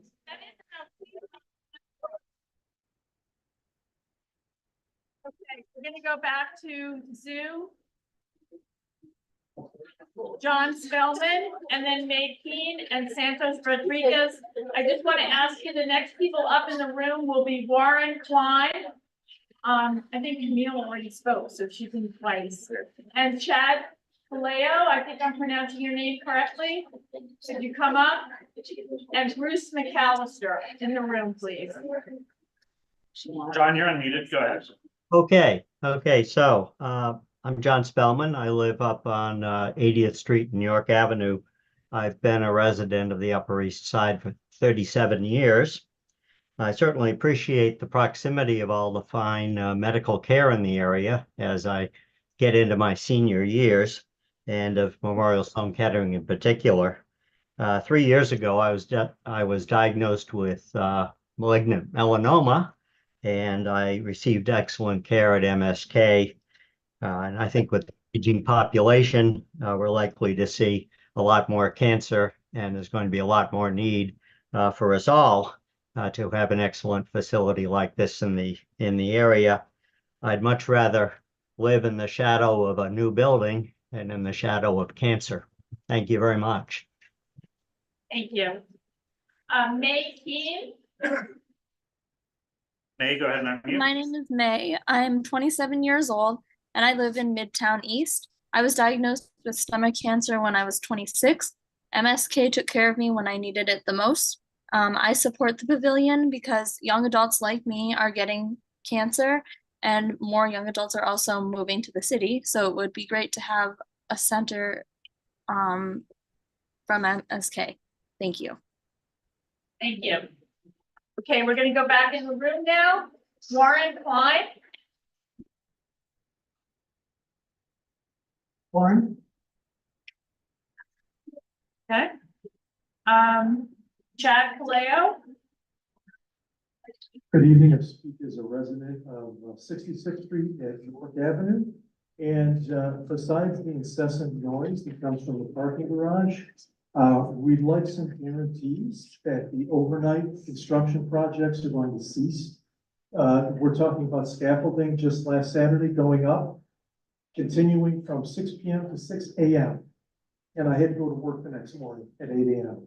So what was the reason for this? We're talking about non-emergency, non-essential construction projects and maintenance projects that go on continually, no matter how much outreach we try, no matter how many complaints, nothing is done to address this. They just schedule them again.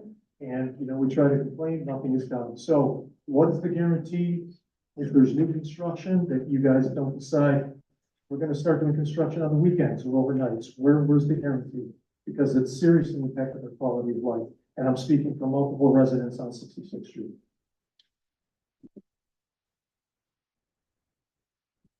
Stand a little bit closer. Okay, Bruce McAllister. Okay, thank you. I'm Bruce McAllister. I live literally across the street.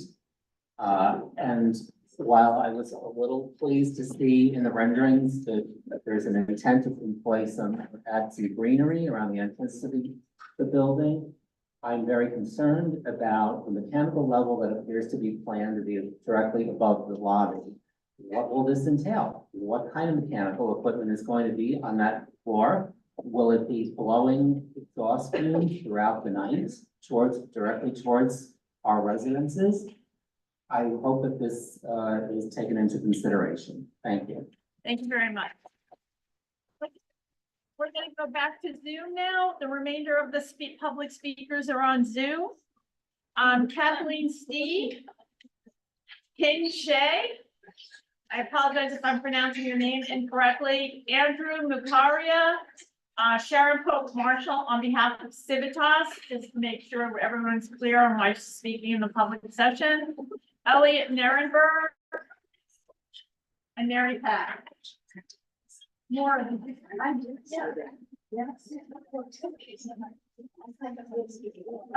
Yeah. Oh, my bad. Okay, got it. Okay, thank you. My bad, sorry. So who's up first? Who's up first? No, Kathleen Steed. Thank you, Laura. I apologize. All right, Kathleen Steed, if you were here, please find the raise hand feature and get your hand up. Otherwise, we're not gonna call on you. Next one. King Shay. Ping Shay, if you were here. Do the same? No? No. Okay. Andrew Mukaria. Andrew Macaria, go ahead. Good evening. Thank you for having me. My name is Andrew Macaria, and I'm speaking on behalf of EST Joseph Geiger and the New York City District Council of Carpenters in support of Memorial Sloan Kettering's Pavilion Project. The New York City District Council of Carpenters is an organization of 9 local building and construction trade locals. Our 9 local union affiliates represent approximately 20,000 union construction workers. The New York City District Council of Carpenters' mission is to raise the standard of living for all workers, to advocate for safe work conditions, and to collectively advance working conditions for our affiliate members, as well as all workers in the New York City area. We are an extremely diverse organization and highly involved with our community. Memorial Sloan Kettering has been a good partner with the New York City District Council of Carpenters on its prior projects, and we expect the relationship to continue, as this project will bring numerous good-paying construction jobs with family-sustaining benefits to our city. The New York City District Council of Carpenters supports projects like Memorial Sloan Kettering's Pavilion Project that will improve the lives of many New Yorkers and create middle-class jobs for our members in the process. After all, it is up to all of us to fight against cancer. Thank you. Thank you. Okay, next, Sharon Pope Marshall. Sharon, you can unmute. Yes, thank you. Thank you, Valerie. Can you hear me? Yes. Okay, great. My name is Sharon Pope Marshall, and I'm the Executive Director of Civitas. Since 1981, Civitas has promoted, preserved, and protected the existing residential neighborhoods of the Upper East Side, as well as El Barrio East Harlem. We continuously advocate for our community's sense of place, built scale, and character, for our current residents as well as for generations to come. We applaud MSK's efforts, extraordinary they are, to battle cancer and cure its patients. We also appreciate MSK's participation in Community Board 8's MSK Task Force. As proposed, MSK's new medical pavilion would rise 31 stories, which is taller than the buildings immediately around it, approximately 900 square feet. To be blunt, the building is too tall. A more contextually sensitive, architecturally sympathetic, medical building can indeed be designed that would enable MSK to advance its medical mission. For over 100 years. Okay, thank you, Sharon. Okay. Sharon, I have to stop. I'm sorry. Okay, Elliot, we're still on Zoom right now. Elliot Nierenberg, Daniel Abate Marco, and Kate Niehaus. or Ninehouse, again, I apologize if I'm mispronouncing your name. Elliot? Hi, can you hear me? Yes. Hi, my name is Elliot Nirenberg. I live in Manhattan. 7 years ago, I was diagnosed with stage 4 melanoma. Needless to say, it was the scariest days of my life. Luckily, I was able to go to MSK, and now 7 years later, I am cancer-free. The reason I support the pavilion is MSK is one of the best-known hospitals in the world. People from all over the world come here, as well as from the 5 boroughs. And although I understand the community's concern, I guess in my mind, the choice is, would you rather have people stay alive and be cured of cancer or have a less intrusive building, to quote the local residents? But I live in an area with a lot of tall buildings, taller buildings than this 594 square foot building. And we all learn to live with it, because I think survival of cancer is more important than anything else. Thank you. Thank you. Okay, Kate, I'm sorry, Daniel Abate Marco. Daniel, you can unmute.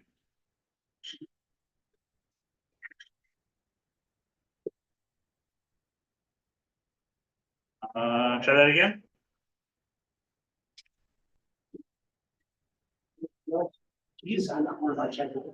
Okay. Skip. Okay, Kate Ninehouse. Kate, go ahead. My name is Kate Niehaus, and I live a short walk from MSK. And I've made that walk many, many times. I was first diagnosed with cancer 30 years ago. And since that time, I've been treated a total of 4 times with 3 different types of cancer. MSK is an amazing place, a world-class institution right in our neighborhood. I think of it as the Cancer Brain Trust, and I feel so lucky to have MSK so close. But while the care at MSK is world-class, the hospital itself is old, dark, and very, very crowded. MSK can't even guarantee that when a patient needs to be hospitalized, and this is not an infrequent occurrence, that a bed will be available. And this leaves no room for projected growth in cancer patients as our population ages. There aren't enough beds and operating rooms to accommodate all. Don't get me wrong, I would still choose to be treated at MSK over any other hospital in the country, even with an old building. They are that good. But how can we tolerate a world-class hospital with a facility that looks like it belongs in the developing world and will be inadequate given projected patient growth? Thank you. Thank you. Okay, we're gonna come back in the room for a couple of minutes. Laura Jackson. Yeah, my name is Laura Jackson, and I am opposed to MSK's pavilion as currently proposed. MSK has emphasized how essential this project is in preparing for a predicted increase in cancer cases. But what I don't understand is why the burden of providing treatment for these future patients should fall mainly on MSK and our neighborhood. There are, in fact, at least 4 dozen hospitals in the tri-state area that treat cancer, including several on the Upper East Side. There's more to my testimony, but I only have a minute, so I'm handing out packets of opposition from the community to board members, and I encourage you all to read. At least at the back are the full testimony of a lot of the people that weren't able to speak. The cover of this testimony packet has an image by George Janes in Google Earth. That image alone should be enough to convince over half of CB8's members that this building, as proposed, does not belong here. The height and bulk of this outrageous structure is simply not acceptable in an historical residential neighborhood. Thank you.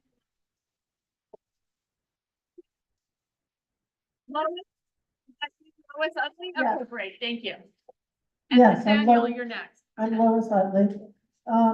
I want to say that this project, while laudable in some respects, would have a significant negative side effect. It would exacerbate existing inequities in access to cancer care across our city. This expansion would concentrate even more cancer treatment here in the already well-served Upper East Side, while continuing to neglect more medically underserved parts of our city. Where is more cancer treatment needed? Staten Island has the highest cancer rate per 100,000 people in our city. Neighborhoods in the Bronx also have very high cancer rates.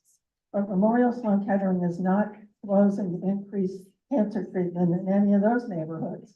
Instead, MSK is proposing to add even more hospital beds to the Upper East Side, which already has 11 hospital beds per 1,000 residents, compared to just 2.7 beds citywide and only 2.35 in Staten Island.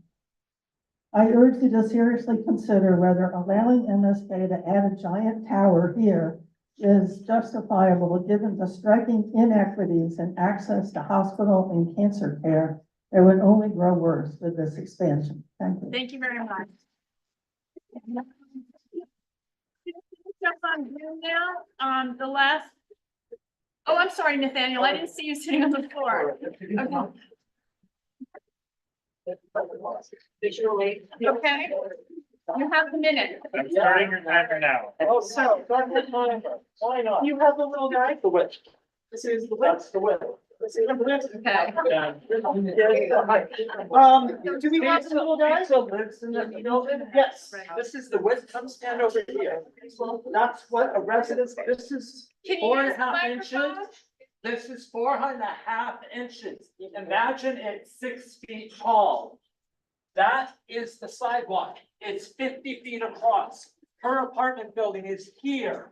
This is how tall. Hold it right there. Her apartment building is. This is how tall Memorial Sloan Kettering Tower is. We'll go this way.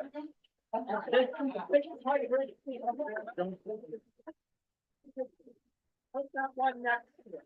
Put that one next to it.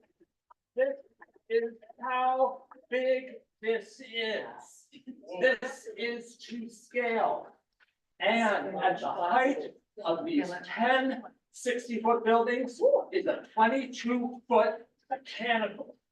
Dumping, as they said the other day, when we need to flush out the building, we'll use that.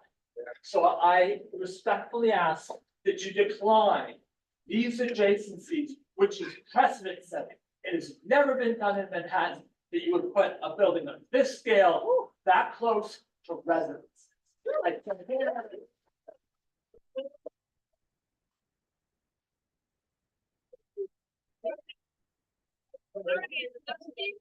Now, thank you, Imagine Nathaniel. all the time. We're going now. We're going back to Zoom, please. I'm gonna be respectful of everyone's opinion, you know. Okay. We're going back to Zoom and it's, I think, Mary Pat Mary Pat Simonovich, and then Dr. Pyle, and then Santos Rodriguez. and then Santos Rodriguez, and that is it. Good evening, Mary. everyone. Can you hear me? Yes. Perfect. I am Mary Pat. I'm a lifelong New Yorker and a resident of the Upper East Side for more than 32 years. I'm speaking to you from 89th and York. And I'm also a 25-year volunteer at Memorial Sloan Kettering. I give back because I have so many friends, colleagues, and family members who've been successfully treated there. In particular, my father was one of the older New Yorkers who developed cancer late in his life, as was highlighted in the beginning of the presentation. And he had been enjoying great health, a wonderful life, really spending a lot of time with my mom, all of us, his 10 grandchildren, and cancer struck. And it was a very rare and aggressive cancer. In less than 90 days, we were saying goodbye to him. MSK was there for us. I anticipate that a great many families will face the same sadness, and I support the pavilion, so MSK is there for them. Thank you very much. Okay, Dr. Pyle. Dr. Pyle, if you're here, please use the raise hand feature so we can find you. In the meantime, we'll go to, or can you see him? Yeah, I can't see him. Santos is, yeah, Santos. Santos Rodriguez. Thank you very much. Good evening. My name is Santos Rodriguez. I'm here to testify on behalf of Gary LaBarbera, President of the Building and Construction Trades Council of Greater New York and vicinity, in support of Memorial Sloan Kettering Pavilion Project. The Building and Construction Trades Council is an organization of local building and construction trades unions affiliated with 15 international unions in North America and represents over 100,000 union construction workers in New York City. Everyone has a role to play in the fight against cancer, and the Building and Construction Trades Council takes pride in being part of this effort. The MSK Pavilion will be the new state-of-the-art care facility designed to address the cancer care of the future within MSK's existing footprint on York Avenue between East 66th Street and East 67th Street. The pavilion will house advanced technology, cutting-edge robotic improvement, digital infrastructure, and enhanced operating suites. This is the type of facility that attracts talent to our city and improves the ability to treat cancer. We want to take this type of work. You can finish your sentence. Go ahead. Nobody else will listen.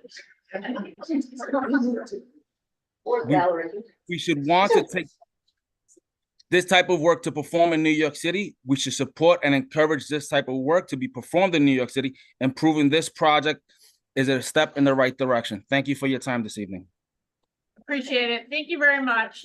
So I just want to say there are a couple of people who signed up too late to speak. And so I just want to be clear. I'm not going to give them time to speak, but there are two other people, Lo Vandervalk on behalf of Carnegie Hill Neighbors, and they were going to speak in opposition to the plan. I want to be fair. And then someone in the room by the name of Akshay, and that person was also going to be opposed to the application. So we have now concluded the public speaking session. I want to thank you all for your comments.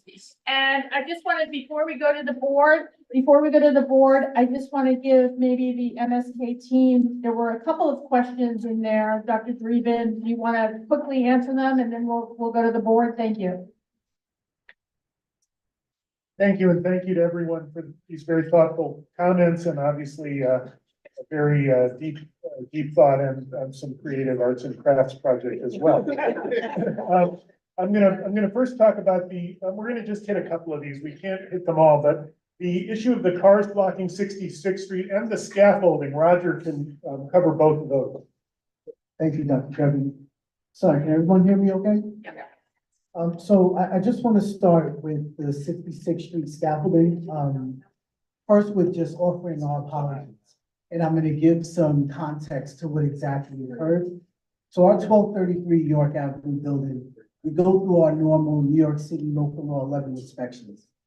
And what we do is we try to make sure that we're doing the proper maintenance and we're doing everything associated with the exterior facades for each of these buildings. Unfortunately, with this building, during the inspection, it was identified as unsafe. And that means it could be an issue for the public. It could be something that could potentially fall off the building. Department of Buildings did their evaluation and we acted immediately. Now, I know that that didn't come with a lot of communication, which we do apologize for. But we took the stance of let's get our teams out there. Let's get this safe, because if someone is walking home from work, walking to work, or someone's child is on their way to school, there's actually an opportunity where something dangerous could happen. So we acted immediately, we mobilized our team, and we put in the scaffolding that was required by Department of Building Inspection by deeming that area unsafe and probably could have the opportunity to have a public safety issue. So we offer up our apologies for the lack of the communication, but we acted accordingly, we acted quickly, because we wanted to take the stance of making sure that area was safe. Just to go back to the point about parking, we totally understand the nuisance and what impact 66th Street has become. So what we've done, and I explained it before in our diagram, is that we not only took those operational opportunities, we want to do our reservation system, we want to make sure that our teams are prepared for who is coming to the building. Because right now, that's probably part of the issue. We're trying to adjust towards who is coming to get treatment, and we're trying to do that on the fly. So what we did operationally is we incorporated that reservation system so that we can now make that understanding, the teams can be prepared for the volume of traffic that's coming in. Also, from an operational standpoint, we also went with the valet portion of it. So now in our footprint of the building, which is a drive-through area that doesn't exist today, obviously, with the building that's there, we're now going to take that traffic off of the public streets and put it into our own footprint. An enhancement to that opportunity, we wanted to give our valet teams the opportunity to get into the parking garage off of the residential street. So asking city planning for those curb cuts are allowing us to be able to now take that traffic from the drive aisle, go to 67th Street, which is kind of within our campus area, off of 66th Street, and bring them into the parking garage. The ramp that's on 66 will be for entrance only. Right now, what you see is that there's a ramp coming in and there's a ramp coming out. And a lot of the congestion has a lot to do with that traffic just kind of competing with each other. Right now, what we want to do is have that as an entrance only with the reservation system. We want to utilize valet services in the drive aisle that's within our footprint. And we want this extra ramp that's going to be able to be an exit ramp that takes people out instead of on 66 on the residential street, on 67 and up towards First Avenue. Thank you. So just to touch base on a couple of the other thoughts, the satellite facilities that we have in the region are not satellite hospitals. They're actually treatment centers because one of our goals is to keep people out of the area if they can get the best treatment closer to home. And for that reason, we have sites on Long Island, in Westchester, and in New Jersey. None of those are hospitals. Those are infusion centers, radiation therapy centers. And for much of cancer care, this is state of the art. What we do here is pretty unique.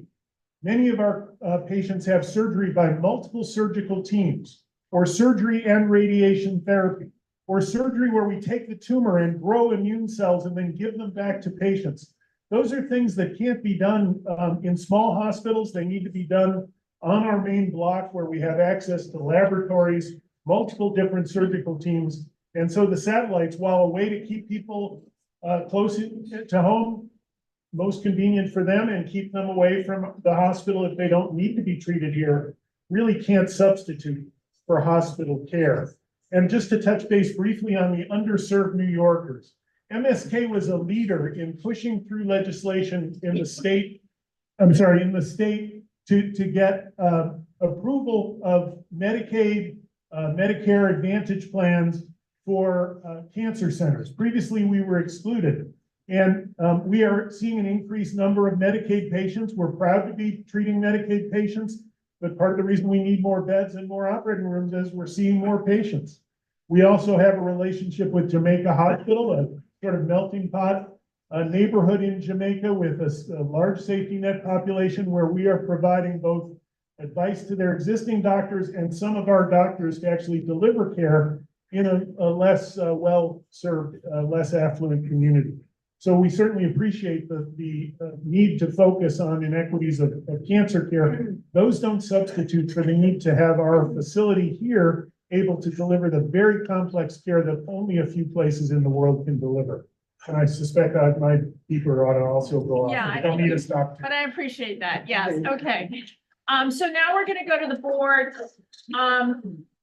You know, we have limited the public, so if you're speaking for the board on the board, just be mindful and keep your comments succinct. Addison is going to go around with the microphone so that people can hear, and I'll call on people as we go. All right, here we go.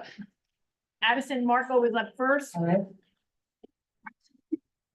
Thank you. Thank you for this. Oh, Number 19. one second, I'm just gonna be cognizant, this is how much time we have left in the room, so. I need to be like number 19 or 18.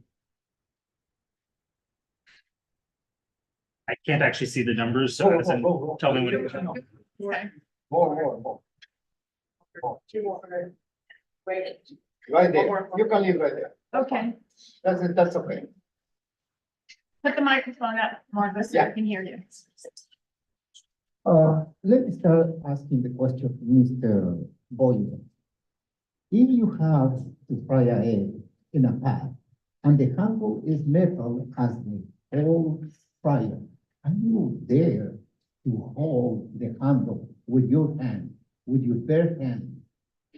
No, because it's gonna get burned. The point is, metal is an excellent conductor of heat. 1. 2, the glass The resistance of energy is measured in numbers, in entire numbers. And for a wall, you need, in this case, probably R17, 17 times resistance to lose heat. Glass, not even reach to 1, is a fraction. Regardless, you make double, triple, gas, whatever you want. So basically, you have two enemies in your facade. Using the wrong material is nice. I have to recognize it's more ugly. It's nice, the facade, but you have the less sustainable materials on the facade, meaning that the more energy you're going to demand, the larger will be the dot, the mechanical dots. And the higher is gonna be the floor to floor, and the taller is gonna be the building. Indeed, you said that it's 40% is dedicated for the high, for the mechanicals. Basically, if you reduce probably to a 20%, you may have a building of 480 square tall. I'm talking about because you're losing too much energy. Because I said thermal bridge, I said lose of the resistance of heat. Now, let me put in this way, probably you are still incredulous. Let me put that you have a glass and you want to fill it up, and this glass is filled up with a lot of holes around the walls of the glass. And you fill it up water? No, because the hole is gonna lose all the water unless you increase the volume of water. It's exactly what you're doing. With this kind of material, you increase more loads. And the more loads you have, more carbon emissions, and the more carbon emissions, you have a poorer air quality, and the warmer will be the climate. So your building, it looks nice, beautiful. I got to recognize your company is one of the best. But in this case, it looks like a beautiful, nice radiator to warm up and to cool the environment. Now, let me talk about the higher building. The higher building, there is another project that was presented on 57th Street. This building, it was a little bit more than 500 feet. And the environmental study projected the shadows to the Central Park. That is the shadow, and you show even the step. So in this case, this building, it will project, it will cast a shadow on the buildings in that section. And those buildings that are inside of the shadow will be older and darker. And then those buildings, it will need more, it will start the boiler on earlier and the lights sooner. So they also become more pollutant in the area, and they contribute to the carbon emissions.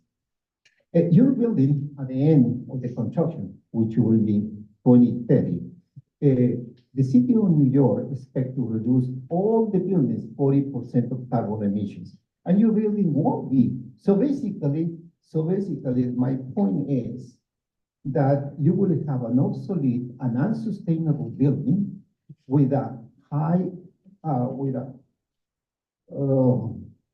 state-of-the-art quality medical services.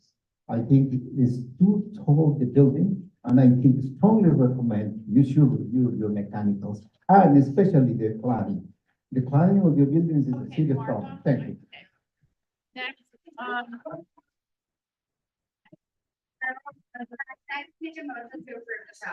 Second.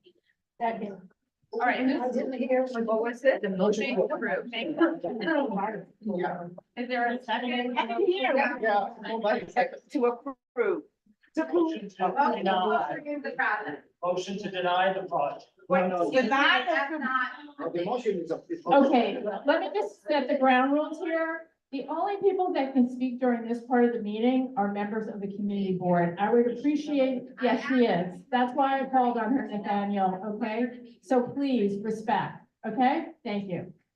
All right, there's a motion, and is there a second? Yes. Okay, does anybody wanna speak to your motion now, Ty, or you want somebody? Oh, Ed wants to speak to it, okay. What's the motion?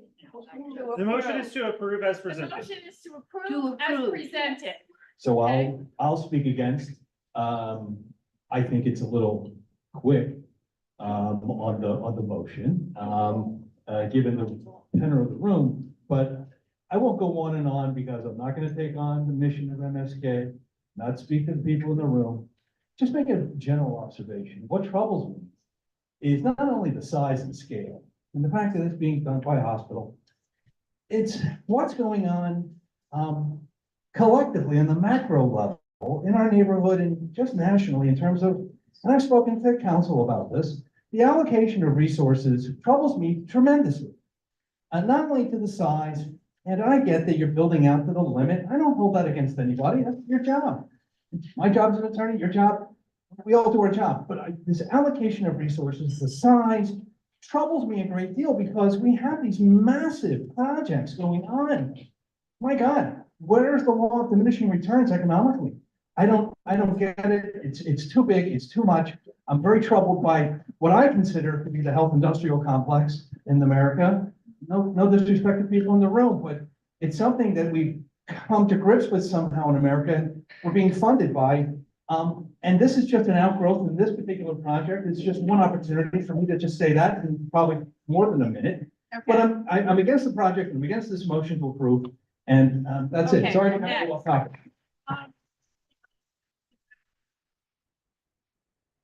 Okay, sorry, there are two things here.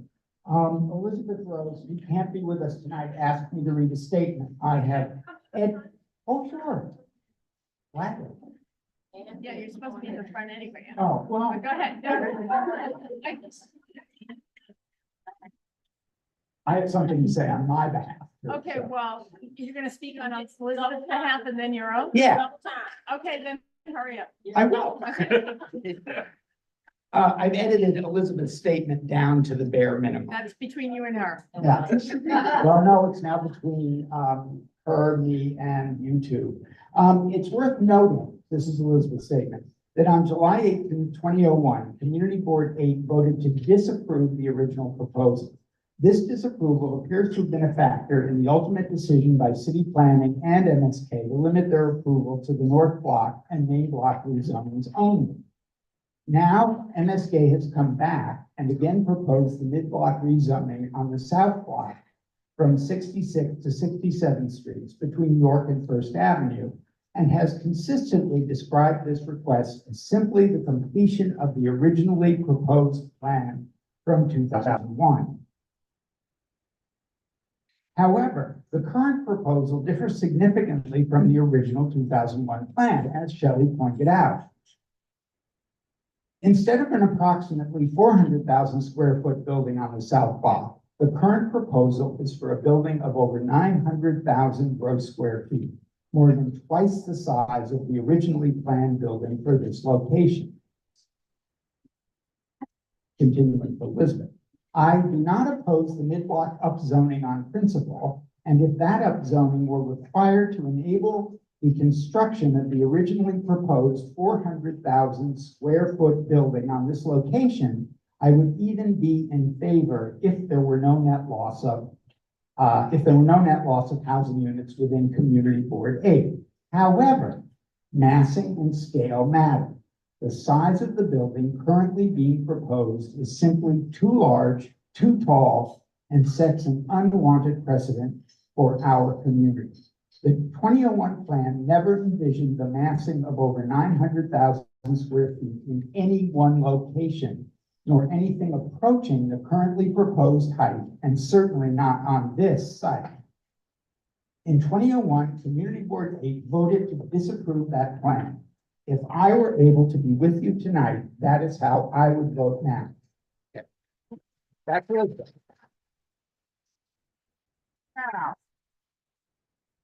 On behalf of Anthony. Yes, I wasn't going to say anything, then I thought better of it. It is, I think, impossible to criticize the mission of MSK, nor to underestimate its importance to the community of Community District 8 and the wider healthcare community of our city and region. We have a tough problem here tonight. Applicants often present needs and solutions in a way that precludes logical opposition. If we accept the proposition that we will need more hospital beds and operating rooms in this case, and that they have to be the size that is proposed for a panoply of good reasons, we must agree to a solution that only offends the neighborhood and our instincts. We cannot know the future. Maybe MSK and its advisors are correct, and half of us will have cancer in 25 years, or maybe not, or maybe 3/4 of us will have cancer, and the pavilion will be too small in 25 years, and our children will be back here again doing the exact same thing. This evening is the first opportunity we have had to see what MSK wants to build. Before this, we saw a massing diagram, which was horrifying enough. Now, I see illustrations of a building, that is architecturally unimaginative and does nothing to reduce the apparent bulk and height of this building. Furthermore, the modifications to the proposal as first presented are almost exclusively operational in nature, not substantive in any way. Voting yes is the right thing to do, but I can't agree to a 600-foot tall monolith in our community.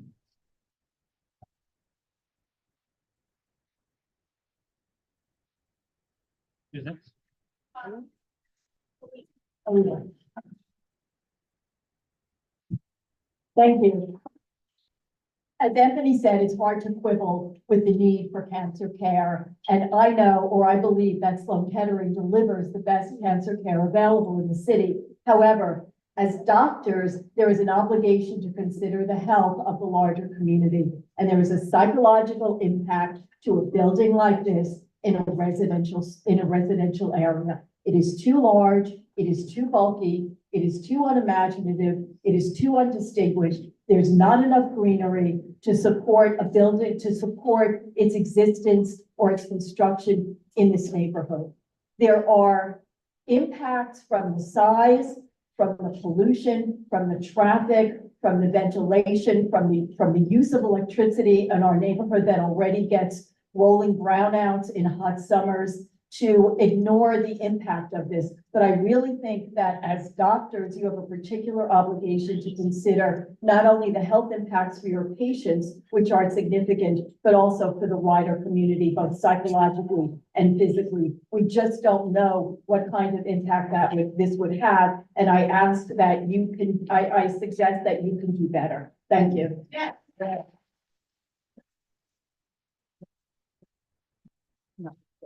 James.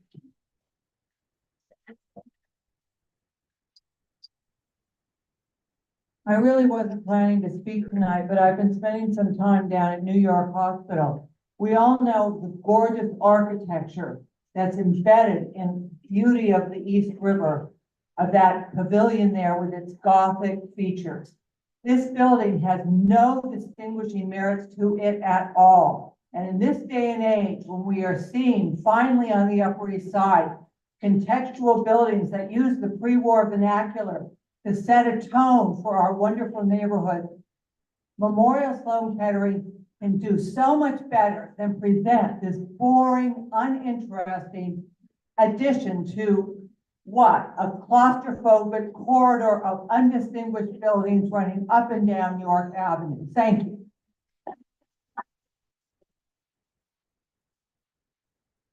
Sarah. Sorry, Sarah, your hand was kind of short.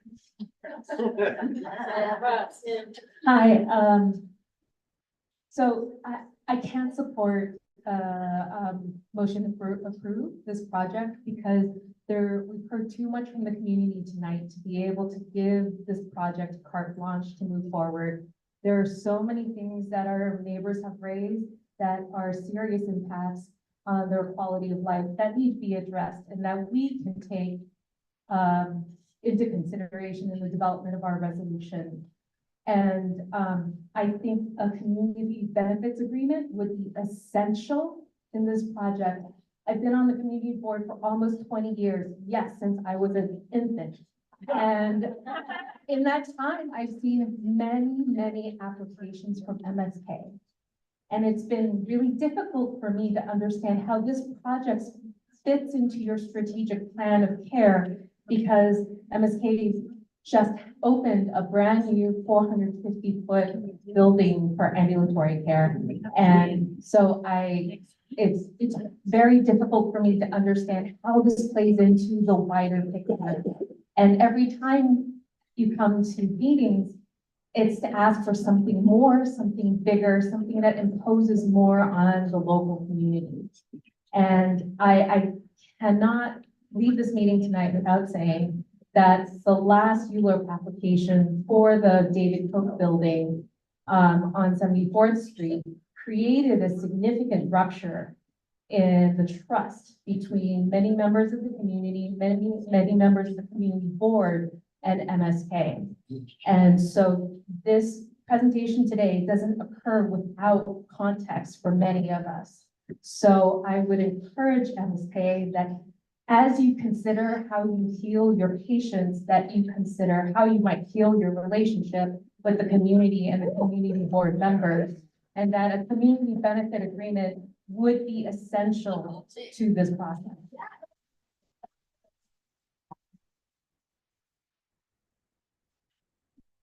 Police, go ahead. And police was one of the co-chairs of the MSK task force. Go ahead, police.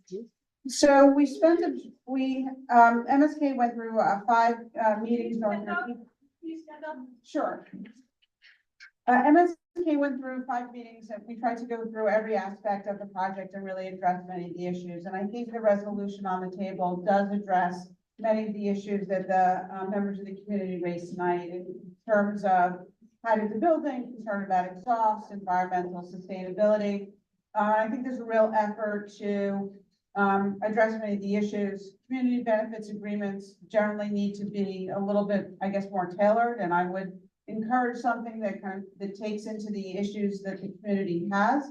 But I would strongly support approving this project and moving it forward. I think many of the issues raised are addressed in the resolution that is proposed, and I'm encouraging to move forward with it.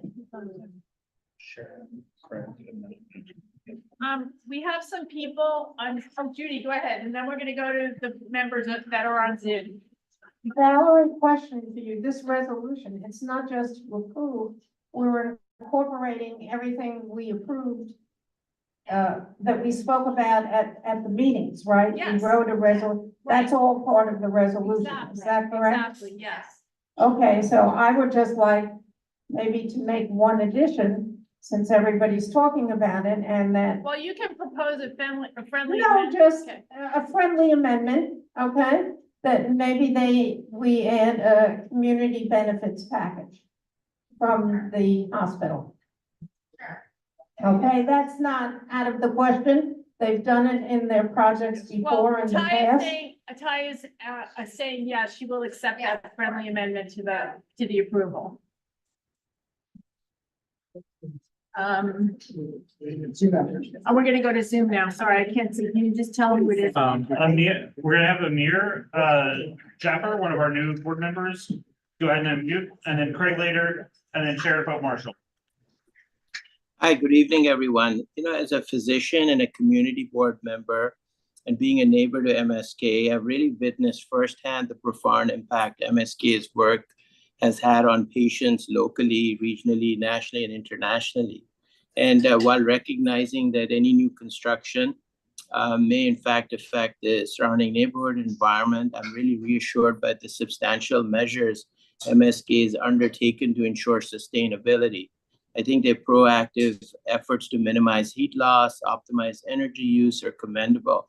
I firmly believe that this project is an expansion project will not only help New York City patients, but really patients across the world and across the country, and bring significant benefits across this whole region and internationally. So I fully support this initiative. Okay, Craig? Great, thank you. Good evening, everyone. My apologies for not being there, but I care about people's health and I don't want to spread my COVID. But because I care about people's health, I care about this project and I want to just extend my full support for this. I think it's important to keep a few things in mind. One, we have gone through an extensive process working with this team through the task force, through multiple presentations to our zoning and development committee, and we have made great strides in working with them to get to where we are today. Two, we need to keep in mind that we are a community, and one of the cornerstones of this community is our medical community and all of the medical institutions that we have that really are a core part of our identity here. If we were to not have them in place, that's going to have detrimental impacts that are wide-ranging, not only to the patients of MSK that are going to that would benefit from this project, but those who may need it in the future and those who live in the neighborhood and to think of how our neighborhood could be affected if we didn't have that here. So I just want to remind everyone, everyone's going to have potential issues with this, especially the neighbors. I understand and am sympathetic to the concerns that people have raised in terms of context and building size. It's not ideal, but it is also, when we talk about why it's here and the need for it to be in this location in this close proximity to their other facilities, it makes sense. And this is the hospital corridor. I think we recognize that there are going to be pockets of higher, more intense development, and this is the appropriate location for that. Maybe it's not the most beautifully designed building, but if this is what they need in order to fulfill their mission of delivering the healthcare that people desperately need, then I think as a community, we need to try to, as much as possible, be behind that. So I fully support this. Thank you very much. Thank you, Greg. Sharon? Yeah, Sharon did the last one on Zoom and then. Thank you, Will. Thank you, Valerie.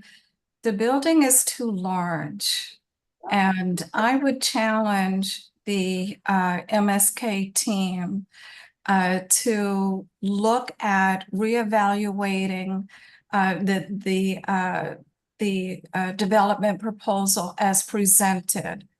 I certainly appreciate that MSK has participated in the MSK task force meetings. It is exemplary, in fact, that they have done so. And because of that, there has been significant community outreach, and that there's nothing wrong with that. There's nothing wrong with MSK's mission. Obviously, it's just their mission is extraordinary, and I wish my sister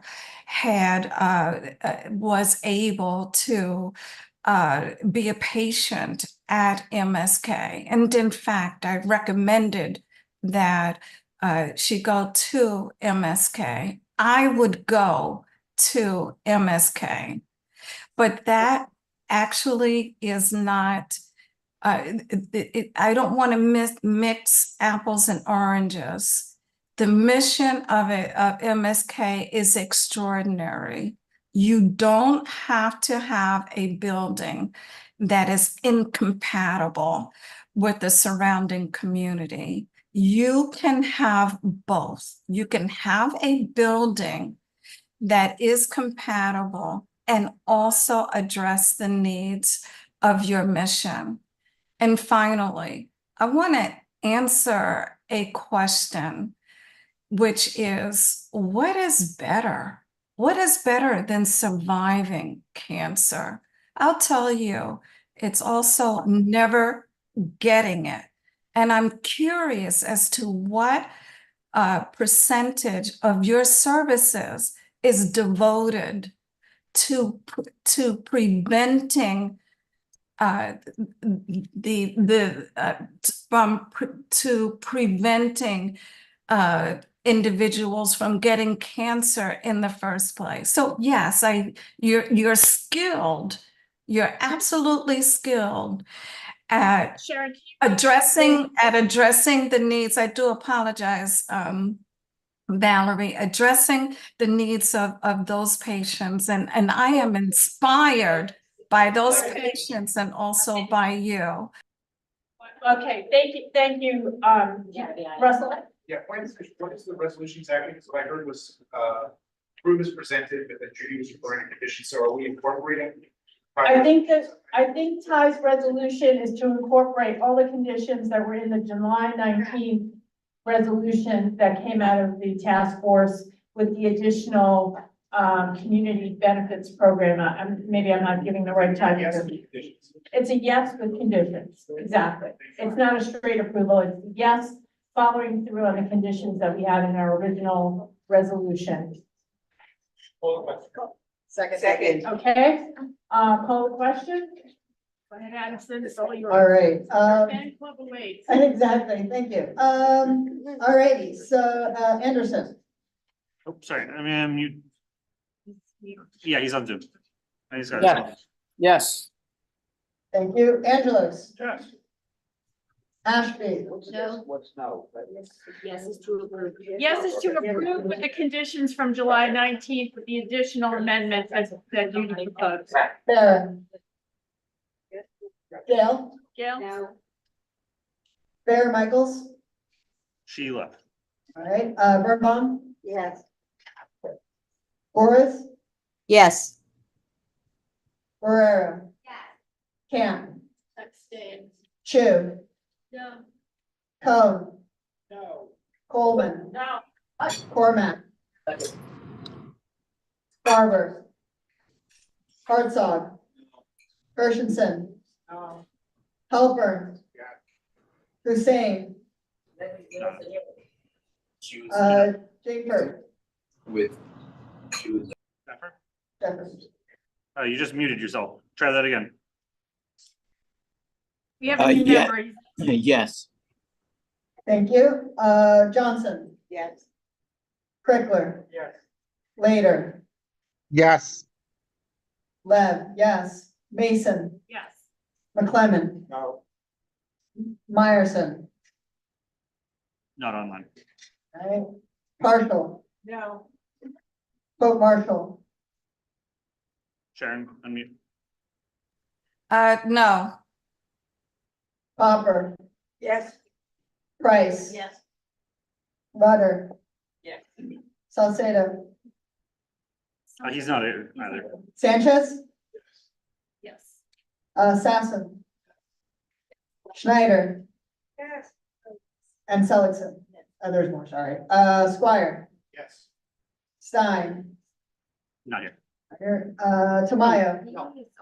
Is he back? We'll get back. Wald. Yes. Warren. Yes. No, he's not here. All right, so the resolution passes 24 yes, 11 no, and 1 abstention. Thank you, everyone, for coming this evening. I would urge the public to go back and look at our original resolution and read it. There are conditions in there that are protected in some ways. And, Shelley, I'll give you a chance to. I just want to express on behalf of MSK our gratitude to the board for all this consideration and for this resolution. Thank you. Thank you. And board members don't leave, we still have one item of business.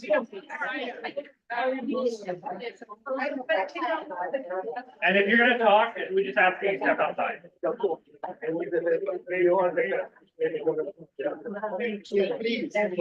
Can I get started right away? You should be very fast. Thank you. What? I hear what you say. I will. We have 7. If you have it here by 9 o'clock.